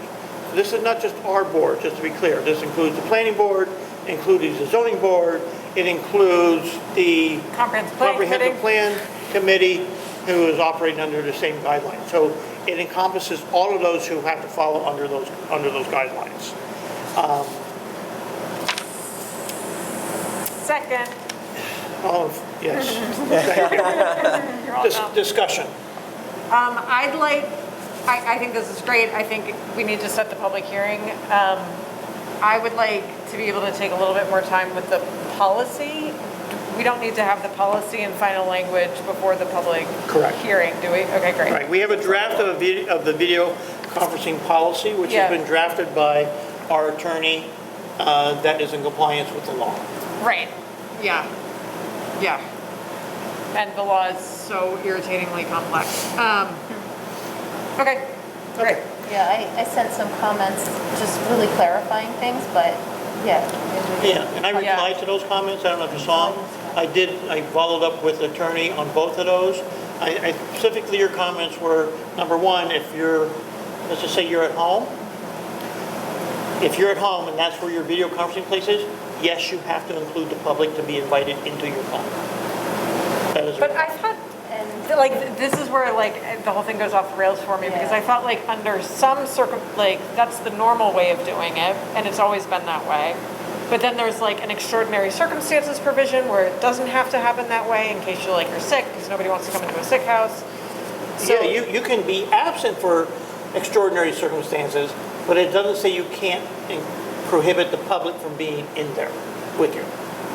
In other words, if we included extraordinary circumstances in the policy that says, I'll just summarize, which include disability, illness, caregiving responsibilities, or any other significant or unexpected factor or event which precludes a member's physical attendance at such a meeting. Okay? It's a broad category, right. but under the way the law is written, if you are operating remotely and participating in a video conference, your location gets advertised in the if you're in California or if you're at your home. I was in Nova Scotia. Or if you're in Nova Scotia. That's the way it was written before. That hasn't been updated with this new version. Well, has there's not. another version that's one reason, and then another reason is for extraordinary circumstances, from how I understand. So I think maybe the basic question is that, I just need to figure out what this means in plain English, because right now it's not written in a way that I fully understand. Yeah. Welcome to our state of New York. Yeah, no, I Sorry. know. Right. But it's also a good lawyer's job to break down complicated things into plain English. Yeah. So And I answered those questions, and that was after review. bad lawyer's job is to do that. Okay. Yeah. So the question is, as you said, if somebody's quarantining, Right. you don't want to open your location. It doesn't make any sense. It doesn't make it, but welcome to New York State law. Right, I understand. I understand. And obviously, people of sound mind would not do that, right? Yeah, exactly. But that's not the way the law was written. Correct. So we have to abide by the law. So I want to adopt the resolution, and I want to set a public hearing to be held on September, and I'm going to say X because X we need to talk about setting the next September date. But at our next village board meeting, correction, will be at 6 p.m. at the Village Hall, 76 East Market Street. And the notice is that hearing duly published, and at which time all interested parties will have an opportunity to be heard. So, having said all that, we have a motion, we have a second Motion to set the public hearing. to set a public hearing. All in favor say aye. Aye. Okay. So passed. And hopefully in September, we will also have a good idea of the equipment that it's going to take to do this. Right, it's not, Don't it's- expect a law to change. That's one thing you can't expect. And we cannot modify the law. We have to No, abide by the law. I just need this policy to make more sense. Yeah. That's my only problem. Okay. Next on our docket. September, reschedule September board meeting.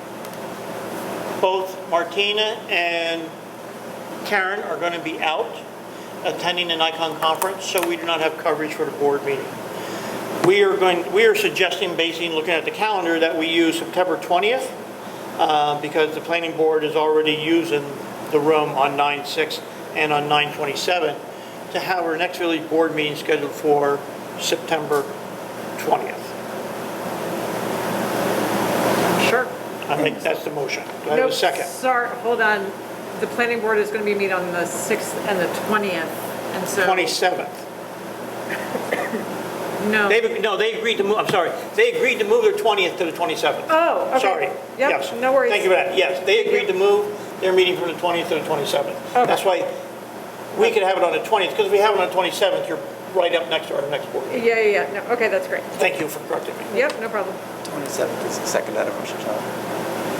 Okay. So we'll have ours on the 20th. Okay, that makes sense. We have a motion, second by Rick. Any other discussion? All in favor, say aye. Aye. Aye, so passed. Next village board meeting will be September 20th here at Village Hall. All right, next on the docket, Ethics Committee. We have one committee member, Gina Fox, whose term has expired, who has not completed 3 terms. I am making the motion to reappoint Gina Fox to the Ethics Committee. Do I have a second? Second. Thank you, Rick. Discussion. Obviously, we reached out to Gina and asked, and she said Does yes. she want to do it? Great. Yes. Okay, all in favor say aye. Aye. Aye, so approved. Okay, next, appoint new planning board member. Lydia. Sorry. Yes. Sorry, we're moving quickly here. No, that's fine. So in April or May, we put out, I received notification in April that a member of our planning board, Suzanne Holtzberg, would like to resign. She generously agreed to stay on the planning board until July and gave us basically 3 months' notice. We put out a request for applicants, I believe in May, and that totally could be wrong.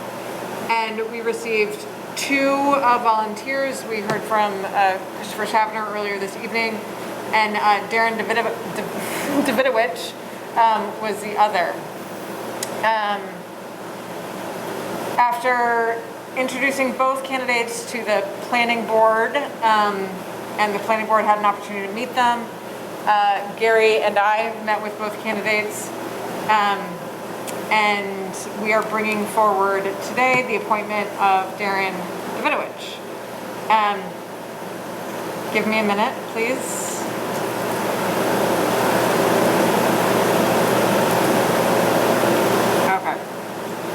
Darren has a master's in environmental policy. His work experience is highly relevant to the planning board. He spent 2 years as a planner for the New Jersey Meadowlands Commission, and he has spent 20 plus years in development and construction. He's currently a partner in the art of building, where they average about 1 project a year in the village. So he understands the village code deeply, and he understands modern building practices, especially when it comes to historic preservation. He fully understands that he would need to recuse himself from his own projects. He distinguished himself, to me at least, by pointing out areas in our code and planning board practices that could be updated, including, as I mentioned, new materials that are cheaper and more environmentally friendly while remaining appropriate for the historic district, areas in our code that can and have been exploited for loopholes. And he also mentioned the importance of being in communication with the town planning board on projects that might impact the village.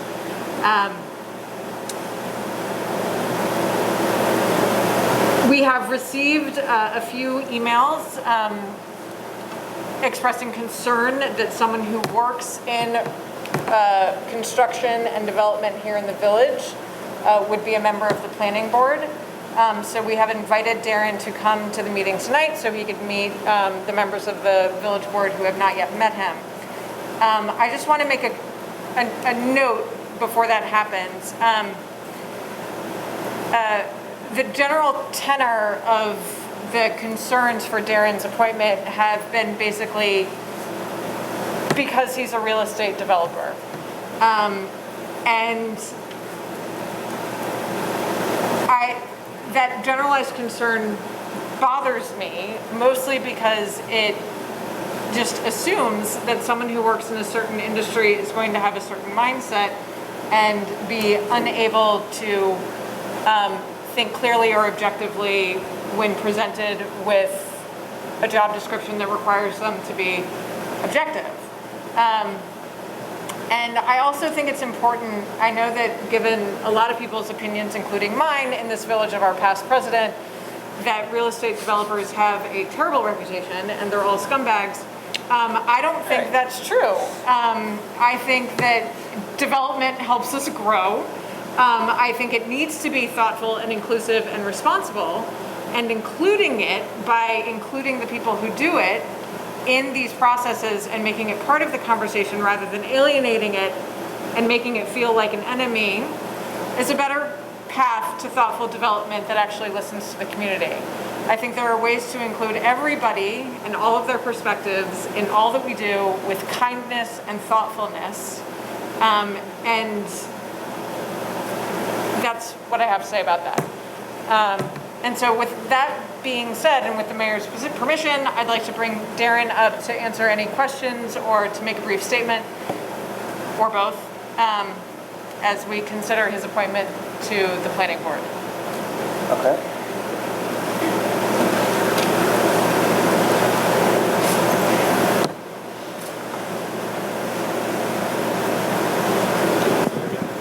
It's going to be a lot of. You have to pick it up. Yeah, you're gonna have to pick it up. Yep. Well, good evening. My name is Darren Davidovich, and I suppose just a brief statement in response to some of what was said is, yes, I am a real estate developer, but also as much so a general contractor. So I did want to also point out that there's a big component to what I do, what my firm does, and that is working for others. We work for a lot of third parties, unaffiliated with ourselves, and we are a contractor for hire, both as a developer. We also can get involved in entitlement work, septic systems, development of sites. We're asked for advice on real estate, but also as a general contractor, meeting the vertical construction aspect of projects, the landscaping of projects and things like that. So I do have quite a bit of experience before planning boards. Very early in my career, I was in a regulatory role, but most of the later part of my career, more appearing before planning boards and really balancing the agendas of my clients and trying to approach their needs and wants with the regulatory agencies in a way that recognizes what the codes are, recognizes what the laws are. They have an agenda they want a house to move into, they want what they want, and they don't like to hear that there's some law that prohibits something that they want to do. And I think we've been, as a firm and personally, pretty successful delivering projects that are sensitive to all of those things. I think our clients at the end of the day have been happy with some of the compromises, and I think by and large, boards that we've been in front of and the projects that we produce locally or earlier in my career in several different states quite well. I think we've done a pretty darn good job of balancing a lot of different agendas along the way, and just a lot of things that have changed in the world, including building practices and the types of materials people can source anymore, and clients that have needs that are pretty far-ranging in towns and codes that are sometimes purposely bad and sometimes a little bit more difficult, but I think all in all, we've done a pretty good job of that. That's my initial statement, and I'd love to hear questions. It's Sure. definitely concerning to me. I have a question, Darren, which is, and obviously, Make sure you speak up. yes, I'm sorry, I have some questions. My first question is really a general question, which is, how do you understand your role on the planning board? The planning board's role is to enforce the code, right? There's a very rigid set of guidelines that are there to be consulted. They're right there in black and white, and it's the job of the planning board to apply that code to what's before them and make determinations based on what's in black and white. Now, there's certainly room to provide a little guidance or a little boost or make suggestions along the way, but ultimately it has to be something either allowed or not allowed in the code. I do think where planning boards tend to get in trouble is being sometimes a little bit overly opinionated or pushing some agendas. But at the end of the day, there's a goal, there's a goal. And then you also mentioned that your firm works as a GC for other folks, so you would have to basically recuse yourself on any of those contracts as well, I assume, any of those things as well. Correct, and that number of an average of one project a year in the village, I think is pretty accurate historically, and that involves both anything that my business partner owns or a third party comes to us with. We work in sort of the greater Rhinebeck area, so we're not working a great distance from here for the most part, but a smaller percentage of what we do is actually in the village of Rhinebeck, which makes sense. There's not as much opportunity for projects in the village of Rhinebeck. That's the thing. So Darren, why? Why do you want to do this job? Given you are in the career path, I mean, you have the experience, but why do you want to take on this role for the village of Rhinebeck? Frankly, it's something I enjoy. I don't have this grand mission statement about making Rhinebeck a better place. I'm sure that's part of it. I love the village. I moved here for a reason. I tried a few places before here, and there's a reason I ended up here. So there's a lot of things I don't want to see change here. There's a lot of things I really enjoy about the village, which I'd like to keep. But ultimately, this is what I do. This is why I'm in this field. I started my career more on an environmental policy track, and I quickly moved to land development and land use and construction, and this is what jazzes me. I enjoy the building. I enjoy the movies. I enjoy So one of the issues that we've always had over the course of time with the planning board is you're not always going to get the architect that comes in with the fancy drawings and all the paraphernalia and the models and the mock-ups and all that kind of stuff. It's going to be Joe Blow on the street coming in with my hand-drawn document, right, that says, here's what I want to do, here's how I want to do it, blah, blah, blah. So, we have to appeal to a broad range of people in our services, right? And we are not here to just tell everybody you have to go hire an architect. I don't believe that that's right. I believe that we should be able to open and communicate with people at all levels that can bring their, based on the complexity, some may require it, but some may not. Are you, in your mindset, looking at somebody, Gary Bassett coming off the street, not an architect, I want to put a back porch on my house or whatever, and here's the spec. Are you amenable to working with people at that level as well, given that you're an architect and a planner and all these other kind of things? No, not an architect, but I appreciate that. Oh, well.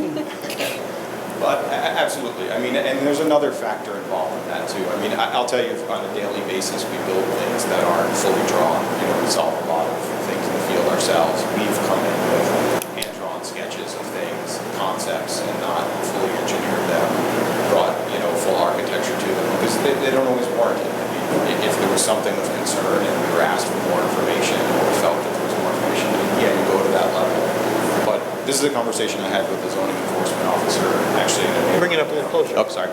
I actually had a similar conversation with the zoning enforcement officer in a neighboring town about this very thing yesterday, and it was from a slightly different angle, and that angle was that it's very, very difficult, just like it's difficult to find people to work in the wastewater department, to find civil engineers these days.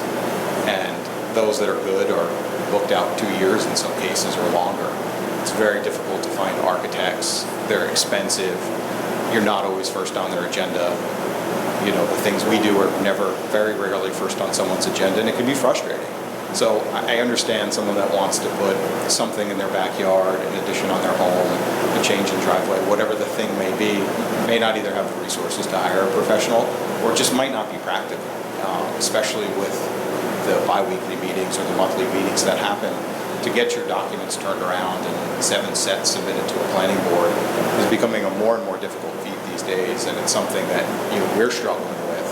And I would say, we're professionals at it, right? So if we can't get the attention of some of the firms to do this stuff, I don't know how the homeowners on Center Street are going to get the attention of a firm to do something fairly minor in what that firm would consider new business. So I think you absolutely have to, and I think it often is just a better process. I think once you bring, I've done planning board approvals, all over the state, in several states, including some very litigious counties that you have to bring an attorney and engineers and people in suits, and it costs thousands of dollars to go to these meetings per hour, and it's a very uptight environment, and not as much good comes out of those meetings because everyone is so uptight and so worried about what they say. You often lose the spirit of what the application is, which is part of that very organic process that fortunately we still have in the village of Rhinebeck today. And sometimes it just yields a better result. I mean, sometimes the participation or the sort of like when you come back, if you can flesh this out, but you might want to look at shifting it over just a bit because it's a little close to the property line. Some of those things, that's the job of the planning board, but it also maybe helps the plan be a better plan or a solution come out of it. Right, my last question, and I asked this before, time. Planning board is a thankless job. It requires... All jobs are thankless jobs. It requires a lot of time and dedication to get it done. Given what you do as a business, do you have the time to dedicate to getting and serving the village of Rhinebeck? Yeah, I think it's the busy people get more done. I'm a busy person, but this is part of my routine. I'm in town. I have an office in the town of Rhinebeck. I'm in the village 2 or 3 times a day for various reasons. I'm in this building several times a week for various reasons, or next door. So it amortizes very well into my routine, and the subject matter, the opening a set of plans, the reviewing documents, the sending and responding to emails is just something that it essentially is another project. It just amortizes into my routine very well. It's not something that's a complete departure from what I'm doing on a daily basis or what I'm looking at breakfast at 5 in the morning over coffee. So thank you for coming in, Darren. And I do think that, the response to your application was very much like the art of building. We've seen the signs around the village. And so I was hoping you could tell us a little bit more about you as a person. In particular, I'm interested in any community organizations that you're involved with, any civic initiatives that you've volunteered with, any ways that you've been giving back to the Rhinebeck community. Sure. I think first and foremost, and this might sound odd given the position I'm applying for, is I'm an extremely private person. I have a business partner who is the polar opposite of me, who is the social butterfly. And my role is the technical guy. I'm quite a bit of an introvert. I do get out in public. I do come to things like this. I do work with clients, but for the most part, I'm a fairly private person who needs a lot of recharge time. So I'm married, don't have any children. On the weekends, I hike. It's my sanity. Trail run, I hike, cross-country ski, that type of thing. So the woods is, a weekend reset almost every weekend, and without that, it sort of throws me a little off kilter. As far as civic and other and volunteer organizations, the main thing that my wife and I are focused on is in the hiking community. So we're Wilderness First Aid certified. We maintain several trails in the Catskills. So not specific to Rhinebeck, other than picking up the occasional piece of litter when walking around, and the occasional helping out a person in need that comes through a private channel.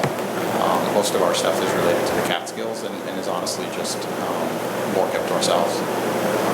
And I'm also not a very political animal, so I think the reason I don't know many of you very well is because I just frankly don't like politics. I've never been very much interested in it. So I'm a little naive in terms of local politics and beyond for by choice. And I think, as everybody knows, housing affordability in the U.S. is in a crisis, and in the Hudson Valley, and I wanted to hear your thoughts on the context of affordable housing and the housing crisis, and what's Rhinebeck's role in that? You know, I don't know. Rhinebeck's a small village and it's difficult. I mean, I've been involved with affordable housing in a much larger context where there's still a lot of development going on and there's certain ratios of, say, a large subdivision. You know, you build 50 homes, you give us 7 affordable houses or whatever the ratio might be. So I'm more familiar with it in that context. And the funding mechanism is a lot more clear in that context because, you know, there's significant profit in theory to be made on those 50 homes that you can subsidize the cost of building the other 3, 7, 5, whatever the quota is. It's a really difficult situation. It's a really difficult issue, and it's my answer is probably a lot different than it would have been a year and a half ago. Prices are insane. Things that we build today, I can't believe what we're building them for on a square foot basis. I used to be able to build houses for what I can put tile in a bathroom for now, like entire houses on a square foot basis. And I kid you not, like more production building, but you know, and granted that might be some high taste from a certain client, but it's astounding. I mean, glass went up 40% 2 weeks ago on top of a price increase earlier this year. You know, drywall's up probably 300% in a very short period of time, and it's just not getting any better. We know those things don't come down. So there's a lot of affordability questions to be asked, and even some of the projects that we built as a company that my business partner owned and sold. Many of those were close to break even, believe it or not. You know, some of the level of finishes we chose to do just because it's the right thing to do in the village of Rhinebeck, and we live here and we wanted to sort of try things and make a statement and do it right. Astounding. Like I just, it's a long conversation that I'd love to have, but I don't know how to deliver such a thing with such expense involved in renovating, buying the asset to begin with, or building something new. I like the concept. It's important, and I understand it. You know, I understand what happens to towns that don't have affordable housing. I understand what happens to towns that don't have hospitality. There's a dynamic, a balance that needs to be maintained. But I think it's a question that I'm interested in, but I don't have a whole lot of experience on a regulatory basis or a policy-making basis. I have ideas and can share like facts about them, like what things really cost, or what the sort of hidden gremlins are, and hopefully help to solve to how we do something like that. But I don't know that I have a fully thought out answer as to like here's the miracle solution to housing affordability in Rhinebeck, to be honest. Yeah. And But specifically, your job is to enforce the code if you were in this position. Yes. And if our code supports affordable housing, right, you would have to be in a position to support that code. For sure. Yeah. I mean, if somebody comes in proposing something that costs $50 and somebody comes in proposing something that costs $500,000, it's the code, right? It's just, does it meet the parameters of the code? It's not something to be turned away in either scenario. Have you been on boards or other situations where you've had to recuse yourself? Can you describe how you make those decisions? What that experience is like? It's a good question. I don't know if I have any experience on a particular board where I've had to recuse myself. I'm a grown-up. I think, the first answer is if it seems at all like it might be a problem, you ask counsel, you ask the ethics commission, ask the other board members if it's something that, they feel warrants a conversation with someone else. I'm sure there's areas that would be tricky to see through that. My own projects are very simple, but there might be other situations where it's sort of like, hey, here's an interesting one. I'm not sure if this, is something recusable or not, but like, here's the facts. So the good news is I think the volume of projects coming in are fairly small, and on a one-by-one basis, they're pretty easy to see who the players are and say, this one seems to be all clear. You know, you said you're a private person, but because there will be a perception that you're going to be, there will be a perception that you're going to be in the favor of developers, whatever that means. Certainly. So you're going to have your decision-making scrutinized over this, and you know, are you prepared for that in a way? Also, I'm curious again to ask you. You know, you said you saw yourself as enforcing the code, but there's always places where there is room for interpretation. Certainly. And what I would ask you is, you know, when you talk about the things that you want to protect in Rhinebeck, what are the qualities that you're talking about when you say, hey, this is what brought me to the village, these are the things I want to see, these are the things I want to protect? Can you talk, you know, because this is going to influence your thinking. Certainly. And you know, so tell me about that. Well, there's a couple things there, so I guess just in order, if I can remember them through. In terms of being biased towards developers, I suppose I could take the counter position and say, well, I probably should be biased against them because they would be perceived as competitors, right? So if none of my competitors were to get their projects approved, that'd be better for me. So I don't know where that bias, you know, could potentially exist. You could argue it both ways. I suppose I could submit references, or you know, you folks can all network into people who know me and have seen me in action, both professionally and privately. It's a tough one to answer, but I could see why you asked the question. Mm-hmm. As far as scrutiny of decisions, I'm pretty used to it around here, to be honest. We're a pretty high-profile firm. You know, we don't make it a secret as to what projects we're working on. There's often opinions about them that are very directly shared with me, with my wife, with people in my office, you know, good or bad. For some reason, you know, we just seem to invite commentary, and you know, it's not necessarily a bad thing. It's just something that we've gotten quite used to. You know, I just know if I'm standing in front of my project, someone's going to stop and, you know, ask what color paint that is, or tell me, you know, what I should have done differently. And I'm a professional. I've been, you know, I've run a very large division for a home building company in the past. You know, I run my own business. I've been before planning boards. I know how to take some heat, and whether I deserve it or not, I understand that comes with the territory. So I think I'm a pretty calm character under pressure, and I think I act thoughtfully. I don't expect to be one of the more vocal members of the planning board, you know, certainly not very early on, and probably not ever. I tend to be just sort of more middle of the line, thoughtful, try to refer to something that makes sense in the code rather than just opining opinions. And that's largely kept me out of trouble, and where it hasn't, I'm a note taker, and I've been able to sort of backtrack and say, well, you know, here was the context, and I think I've managed to keep my nose clean all these 48 years. And you know, your final question about what is I love about Rhinebeck and Or what are the values you want to protect? Yeah. the values. I mean, you know, it's a small village. It has a lot of architectural charm. There's a feel to it. When you walk around on the weekends, you know, people say hello. The buildings are beautiful. There's beautiful landscapes here. You know, the scale of it feels right. To a large part, we've managed to keep, I mean, as far as I'm aware, with a few exceptions, keep chains out of the village. You know, I think we could use more vibrancy in terms of things to do in downtown on the weekend. You know, there's probably potential for more activity-based things to keep people in the downtown for longer.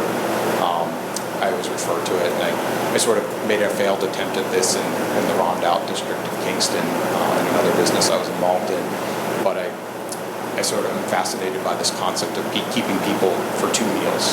So, you know, in my mind, a village is a success, a town is a success, a vacation spot for us is a success when we can have breakfast, do something, and have lunch in the same town, or lunch, do something, a snack, do something, have dinner in the same town. So I think there's some opportunities. I think there's a lot of vacancies that will hopefully get filled by things that keep people here for longer. But I also realize as a realist, I realize how hard it is for some of these businesses right now. But hopefully some of the changes in the world will actually, like, surprisingly influence this in a good way. I think mega retailers, things are changing quite a bit. What people do is changing quite a bit. So, those are the simple values. It comes down to just a place that I like to be, that feels good, that I find visual interest in, that, has interesting people who already live here, more interesting people arriving here, people who seem to care about their homes, a place I feel safe in.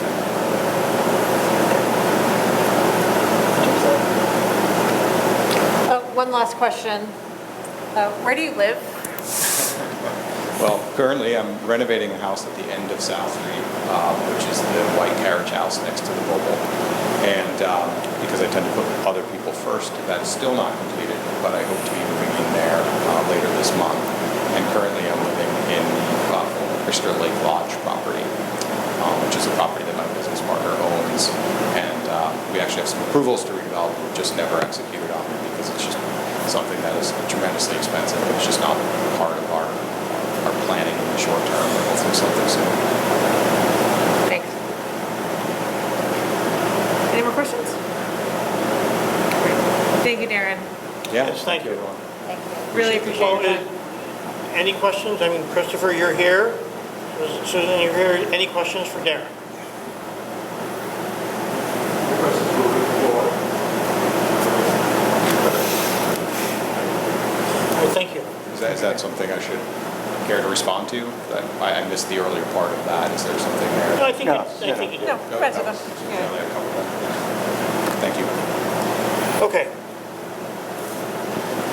I'd just like to state for the record, in response to Dodd's email, I did have a brief conversation with council, and as long as, and this is the case with anything, as long as someone on a board, in this case a planning board, is not voting on something where they have a financial interest, then they're okay. So if a member of a planning board is facing something in which they have a financial interest, they have to recuse themselves.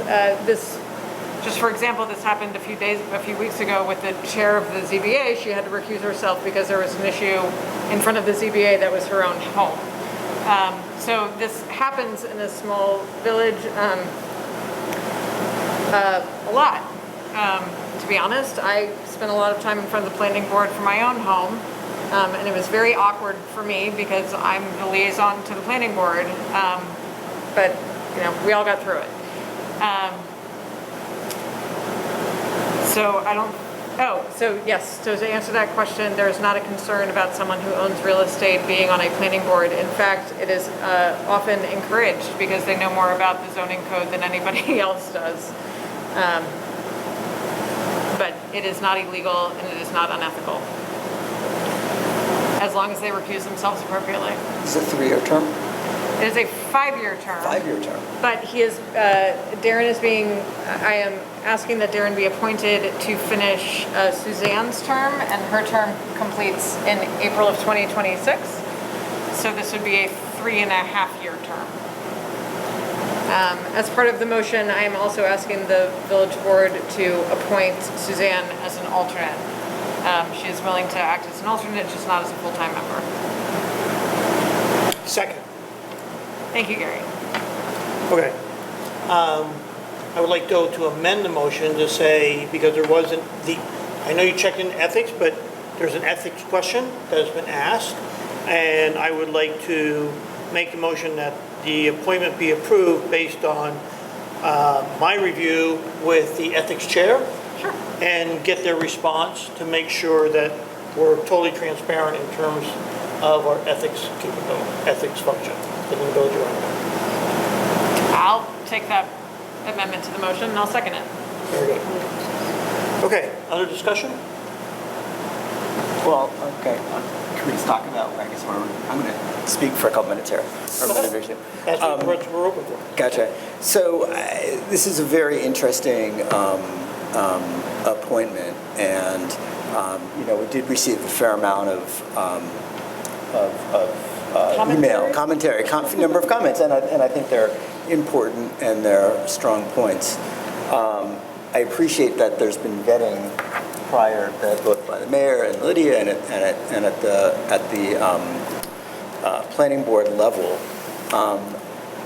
I like the fact that you have expertise in planning and are coming from it.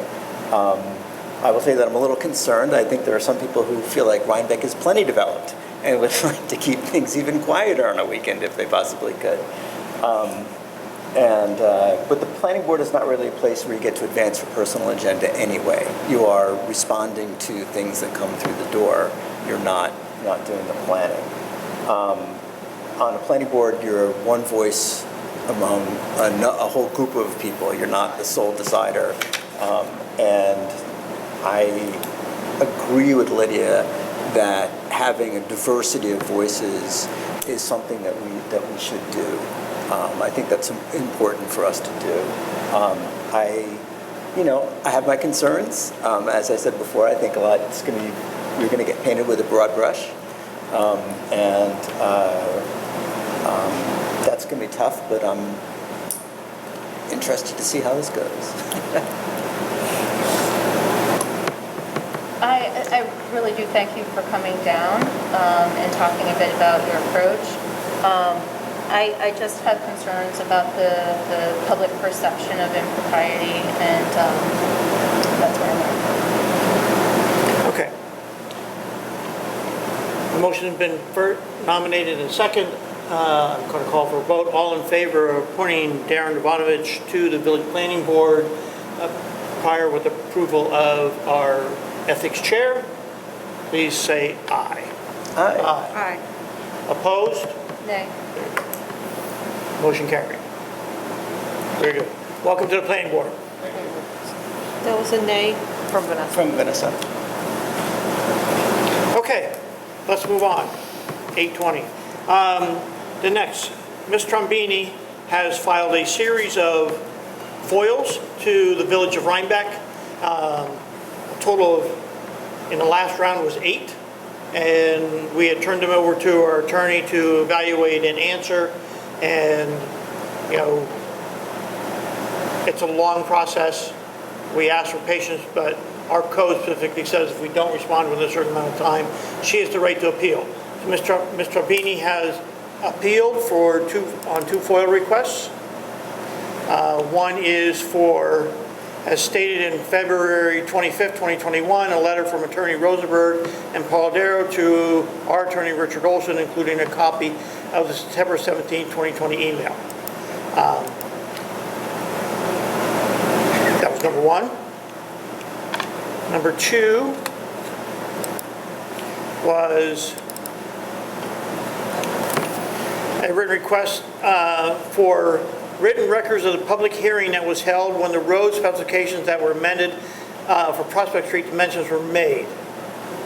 Okay, and It's like 1982 or something. yeah, well, this is Transportation Local Roads listed in 2015.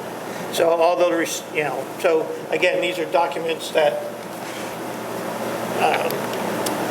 I don't know if we have, right? So Lydia, you were going to prepare a response, I think, right? Yeah, I drafted up a response. There were more issues than just those. She was asking for documentation. Sorry, let me pull it up.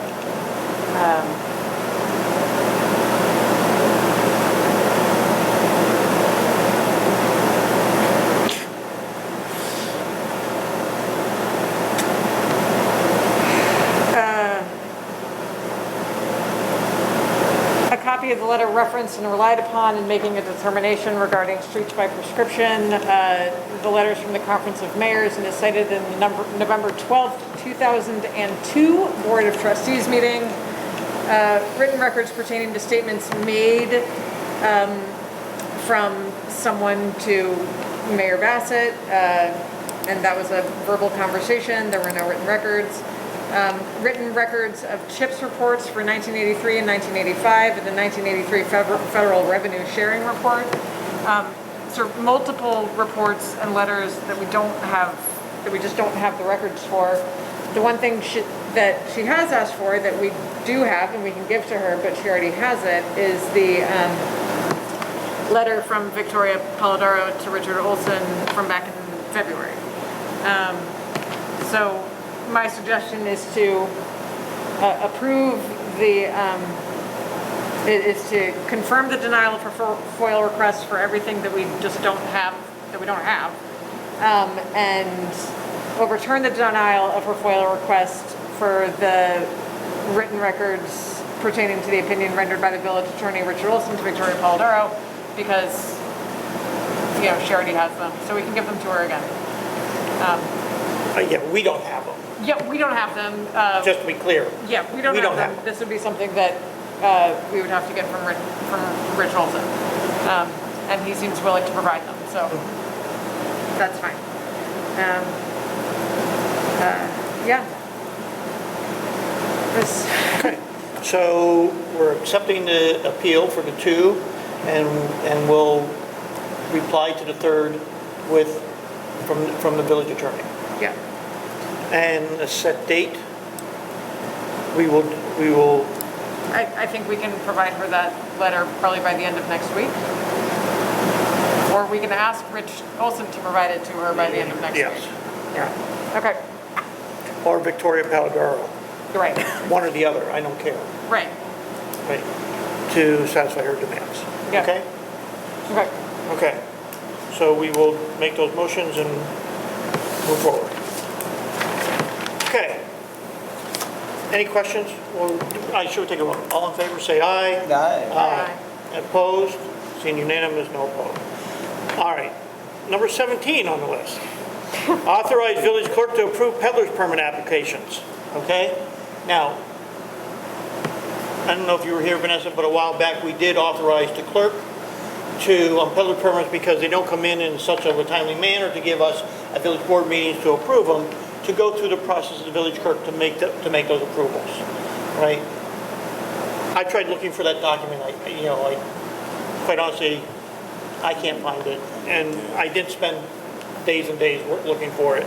But rather than do that, I'd like to make the motion to allow the village clerk to approve peddler permit applications as they arrive in court. Second. Thank you. Discussion.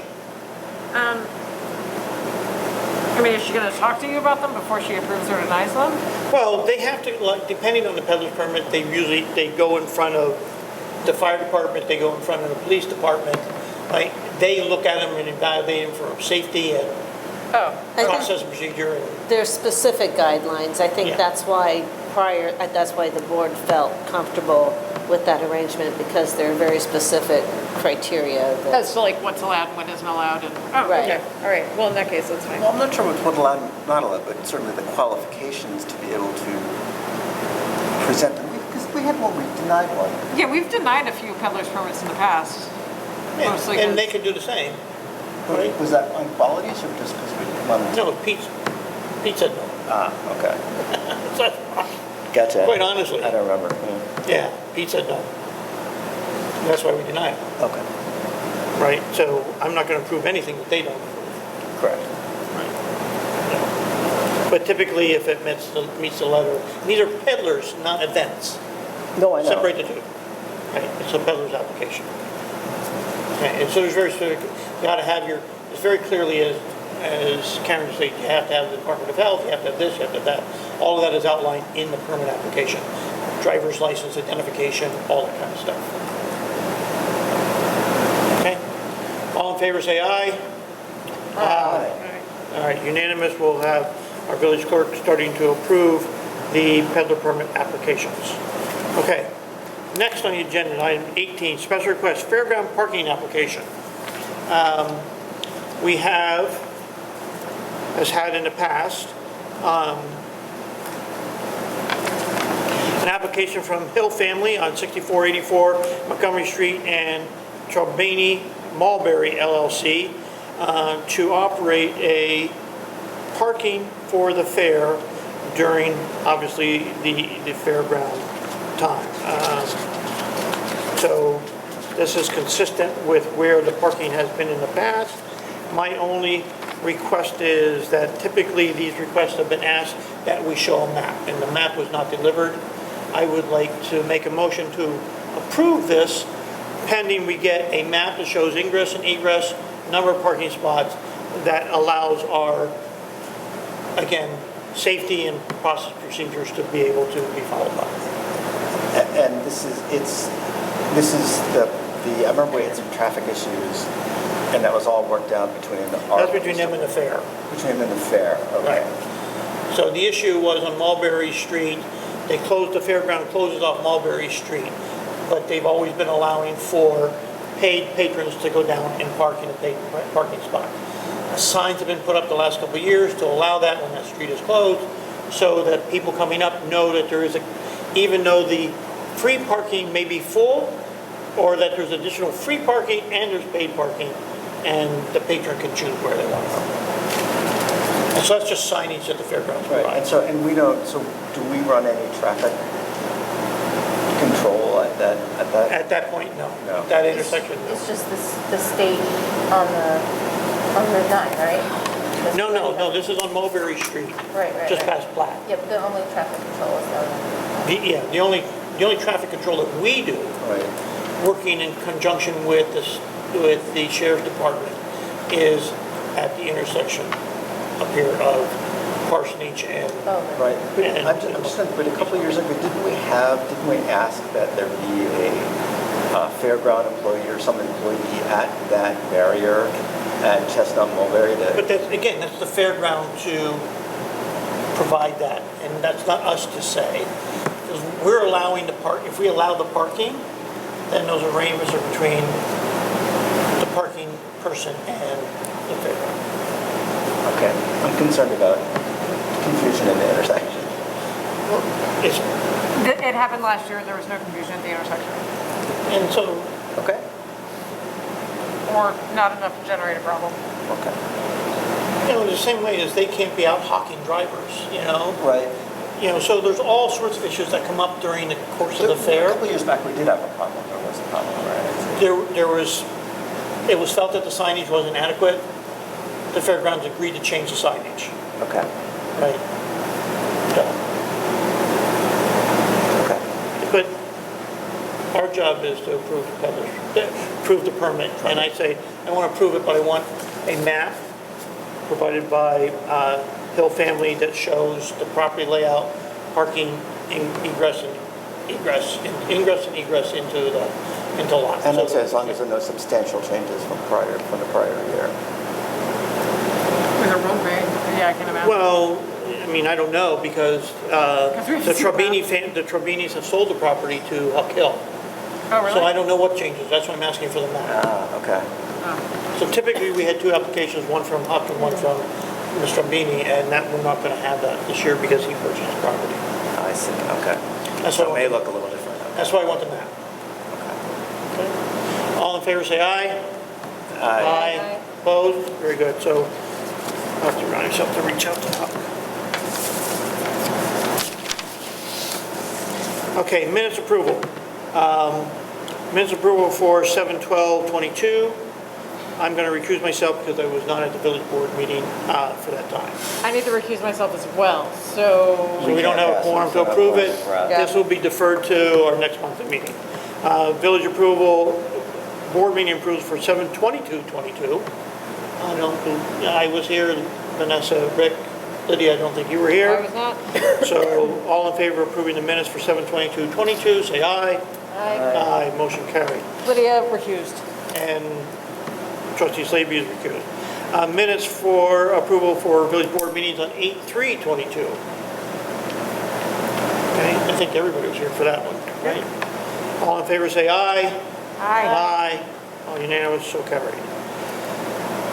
Karen, you're up again if you haven't done typing for treasurer's report. Okay.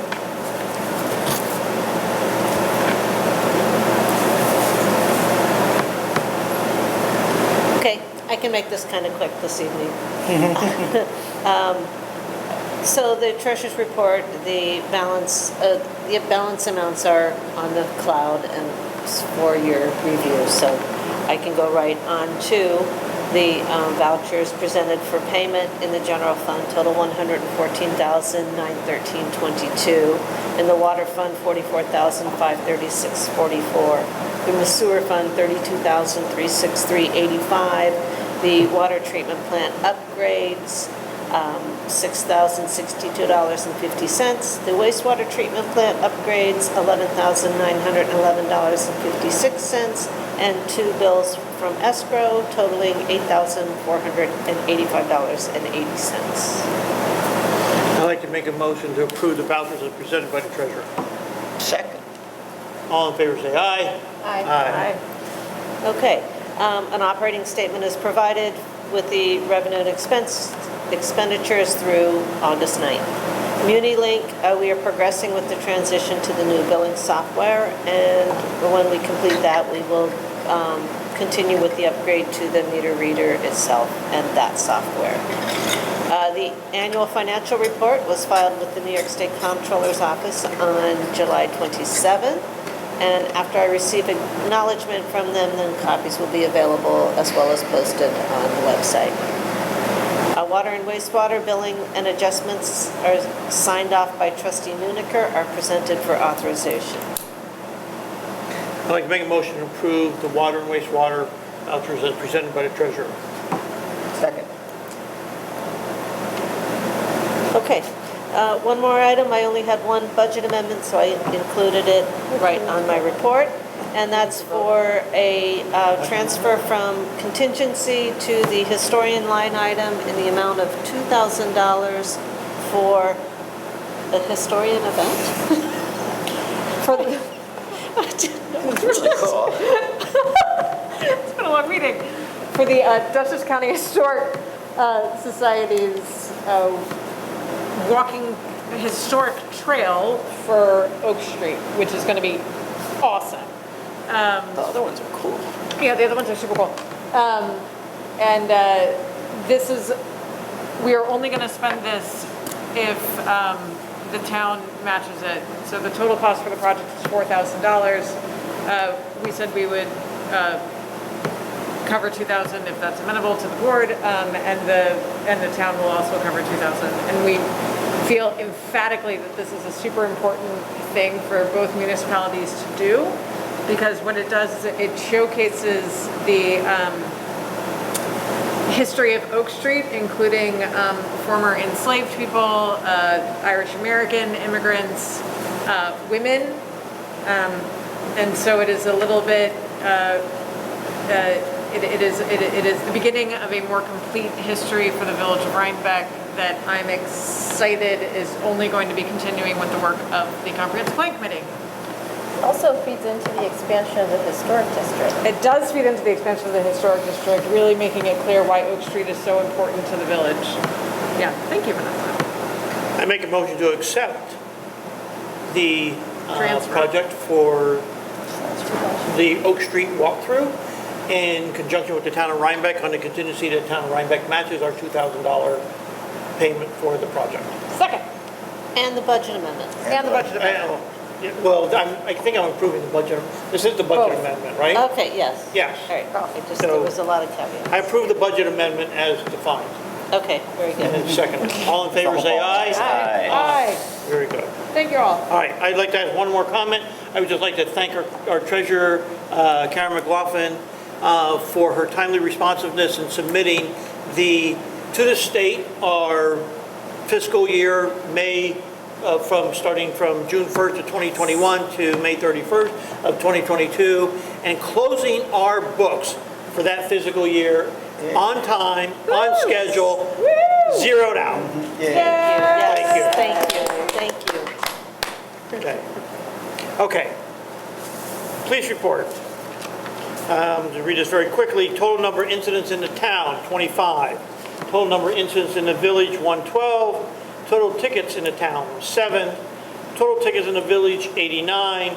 Total arrests, 0. Total of accidents were 2. This is for the month of July. Our police have been very active. Building, planning, and zoning. Village planning and zoning. We have planning and zoning, weirdly enough, had a very quiet month, but they still took in $10,697. If this continues, they're going to break all records. Also, This is not necessarily building, planning, and zoning, but I did want to make a brief announcement about the Comprehensive Plan Committee. It is continuing to do its work. We have updated the website so that all minutes for all of the meetings that they have held are now on the web page. So if you're curious, you can look at that web page. We're in the process of beginning to roll out a communications plan that is going to include things like public forums, not hosted by us, but hosted by the committee, kitchen table conversations, all sorts of ways for the community to engage with this process, and I'm very excited about what they're doing at the moment to kind of be pushing information out and gathering information in addition to all of the work that all of the subcommittees are doing to just evaluate what it is that we have in this village and what it is that we need. So they're doing a great job. I'm very happy about it. And I wanted to thank all of the dozens of people who are working on this. It's really a monumental effort. Also, Gary mentioned in his letter, but we applied for a $100,000 grant from the state to support the work of the committee. So I'm very much hoping that we'll get that. We should know by December. And the nice thing is that for the comprehensive plan, smart growth grant, if we do receive it, it is retroactive to money spent starting in April. So it might be able to cover, everything that we've spent since April, and will continue to spend. So that's very exciting. That's all I got. Highway. Okay, Highway Department's been busy. They've been out emptying big bellies, picking up brush on both sides of the village. They've been out blacktopping, relocating some stop sign on Oak Street, cleaned up trees after the thunderstorm, and generally are staying very busy. Very good. Okay, I'm going to read the water report. This is the water report for July 2022. 28th, we had a power failure. Our generator kicked in, operations continued. Chlorine gas, as we discussed in the previous meeting, is still hard to obtain due to shipping problems across the United States and Canada, so they're working hard to make sure that we have ample supply. A thank you to the Highway Department for mowing at the Water Department when they're short of staff. So kudos to the Highway Department for pitching in there. It's great teamwork. It's good to see. There's been a water main repair on Old Post Road. Again, they're working, you heard it previous from the Superintendent of Public Works, there's mowing, weeding, weed whacking, et cetera, going up on the our storage tank at Pilot Hill, and one of our employees has moved on to greener pastures, right? And which we talked about earlier. So Justin has resigned, and now we're moving forward with that. Wastewater report.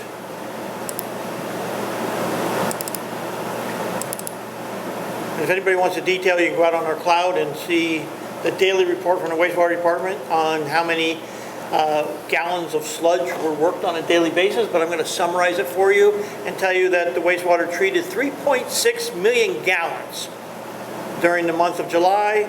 The gallons of sludge were processed out of the 3.6 million was 42,233 gallons, and the pounds of sludge processed, which we are now shipping to an environmental safe place, with 3,419 pounds.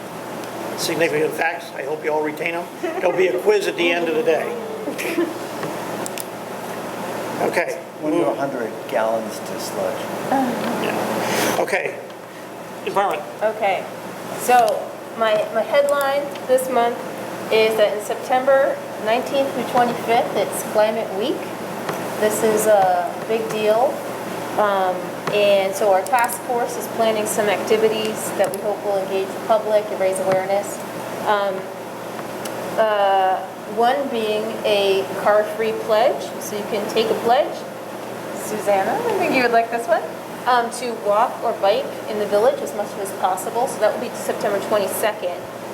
So again, we want to partner with the school district and encourage kids, especially those who live in the village, to walk or bike to school.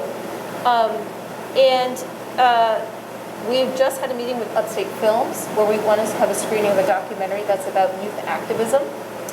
And we're hoping to partner with Rhinebeck Science Foundation, hopefully, to get it sponsored so that it could be a free screening. and specifically invite students to come and really learn about civic engagement and using their voices, especially in regards to climate change. We are also really excited about bringing in an organization to do an e-bike demo. So this would be bringing in a set of electric bikes that members of the public could come and test out and feel that as an alternate mode of transportation. So I'm meeting with Sergeant Dunn to try to figure out a time and place where there would be people in the village that would want to try these out.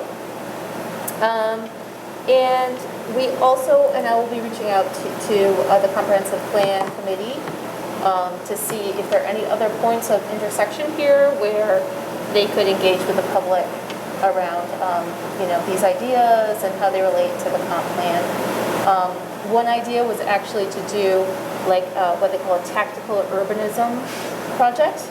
And this is when you, in a really quick and dirty way, with like traffic cones, K-bales, chalk paint, you could very quickly redesign an intersection. So it's not permanent, but it's a way to experiment with public safety, public space, and we think that would be, this is like a nice window to try something experimental like that. So there could be a nice way to work together with the mobility subcommittee.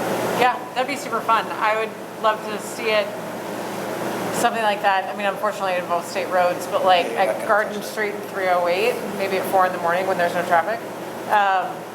I know. Yeah, we're not I'm going to do just it going on to say, state as roads. a person on the transportation side, and we are working with the county and the state, you really can't touch a state road without going through the permitting process, and they are also very conservative as to what they will allow. I know, they're very cranky. Wishful thinking. I know. Good But idea. yes, I think this is a great idea. So you say the speed barriers in front of your house, is that a conflict of interest? Right. I mean, the idea is to do something that's visible so people talk about it. Yeah, We want to kind of exactly. create some talking in the village. Yeah. Okay, so Maybe more on Parsonage that. and South Street, that would be an interesting intersection. Yes. Yeah. Where it's safe. I'm going to side on safety always, because intersections are not, especially where there's no stop signs, are Right. not safe. Right. So even though there's opportunity to take advantage of them, safety first. Okay. Right. Okay. I also want to give an update, thanks to everybody who came to see our Flex Tech presentation about energy efficiency of this building, Village Hall / Firehouse. And I followed up with ME Engineering, and they're going to be creating a proposal for the energy efficiency items that we discussed, actually wanting to prioritize. So that would be like just a finer tuned proposal and hopefully like budget estimation and funding sources. So stay tuned on that. That'd be great, because we just found out that we have like, hundreds of thousands of dollars in fund balance. Yeah. Get out of there. Who will be presenting that? NYSERDA? So that was through that was with ME Engineering, M as in Mary, E as in Elephant Engineering, and that was the Flex Tech Energy Study. It was half funded by NYSERDA. Okay. Is the refining they're going to do free? Well, yeah, they're going to give us a proposal for how much they would charge to. Oh, well, have people charge They give it. you a free proposal. A free proposal, gotcha. Right. I understand. Yeah. Also, we had a preliminary draft of compost site on the highway property, but they're working on the second draft. We didn't feel ready to bring that to the board yet. The good news, though, is that the Violet Hill Road driveway is usable. Oh, great. Yeah. Another big milestone after many delays because of Central Hudson billing fiascos, Chrissy was able to get in all of our bills into our benchmarking software. So we are now, for the first time, going to be publicly reporting 2 years of energy usage for all municipal buildings.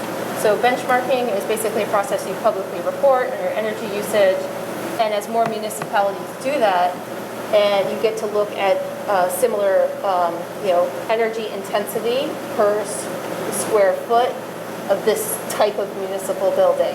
It's like, so for a water plant, are we above energy average use when we compare to other municipalities? So I'm excited that that will be published soon, and that also gets us points in the Clean Energy Communities program. Speaking of data and tracking, we should be starting our greenhouse gas emissions inventory and climate action planning project with 8 other municipalities. That's the CAPI program that's funded by a grant, and that should be starting in September after much COVID delay. And then finally, the NRI, as you know, is finished, so I'm looking at getting quotes for getting hard copies of the report printed. So I'm getting some quotes there, and some large format versions of the maps are being printed for us and for the town. And that's it. Thank you. Tree Commission. Okay, keeping it short. The Tree Commission does have one action item. There was a application from 25 Beach Street for the pruning of a large Norway maple. Hopefully the owner is trying to save the tree. And the commission decided that, yes, indeed, that was a good plan, and they asked the village board to approve the pruning and cabling, potentially, of the maple tree at 25 Beach Street. The homeowner already is using a certified arborist, so with the permission, I make a motion to accept the tree commission's recommendation. Second. Second. Was that Okay. 25? 25 Beach Street. Okay. Any discussion? All in favor, say aye. Aye. So carried. Good. And then I just want to say the tree commission is working hard on a plan to do removals and replacements along Montgomery Street in the northern entrance of the town. We'll have many more details about that, I think, at our next meeting. Good. Thank you. All right, I'd like to make a motion to go into executive session to discuss contract negotiations with UPSEU Police Department. Do I have a second? Second. All in favor, say aye. Aye. All right. 5 minutes. All right, I'd like to make a motion to exit the executive session. Second. All in favor, say aye. Aye. I'd like to make a motion to adjourn our August 9th, 2022 Village Board meeting at 9:02. Second. All in favor, say aye. Aye. Thank you, Panda.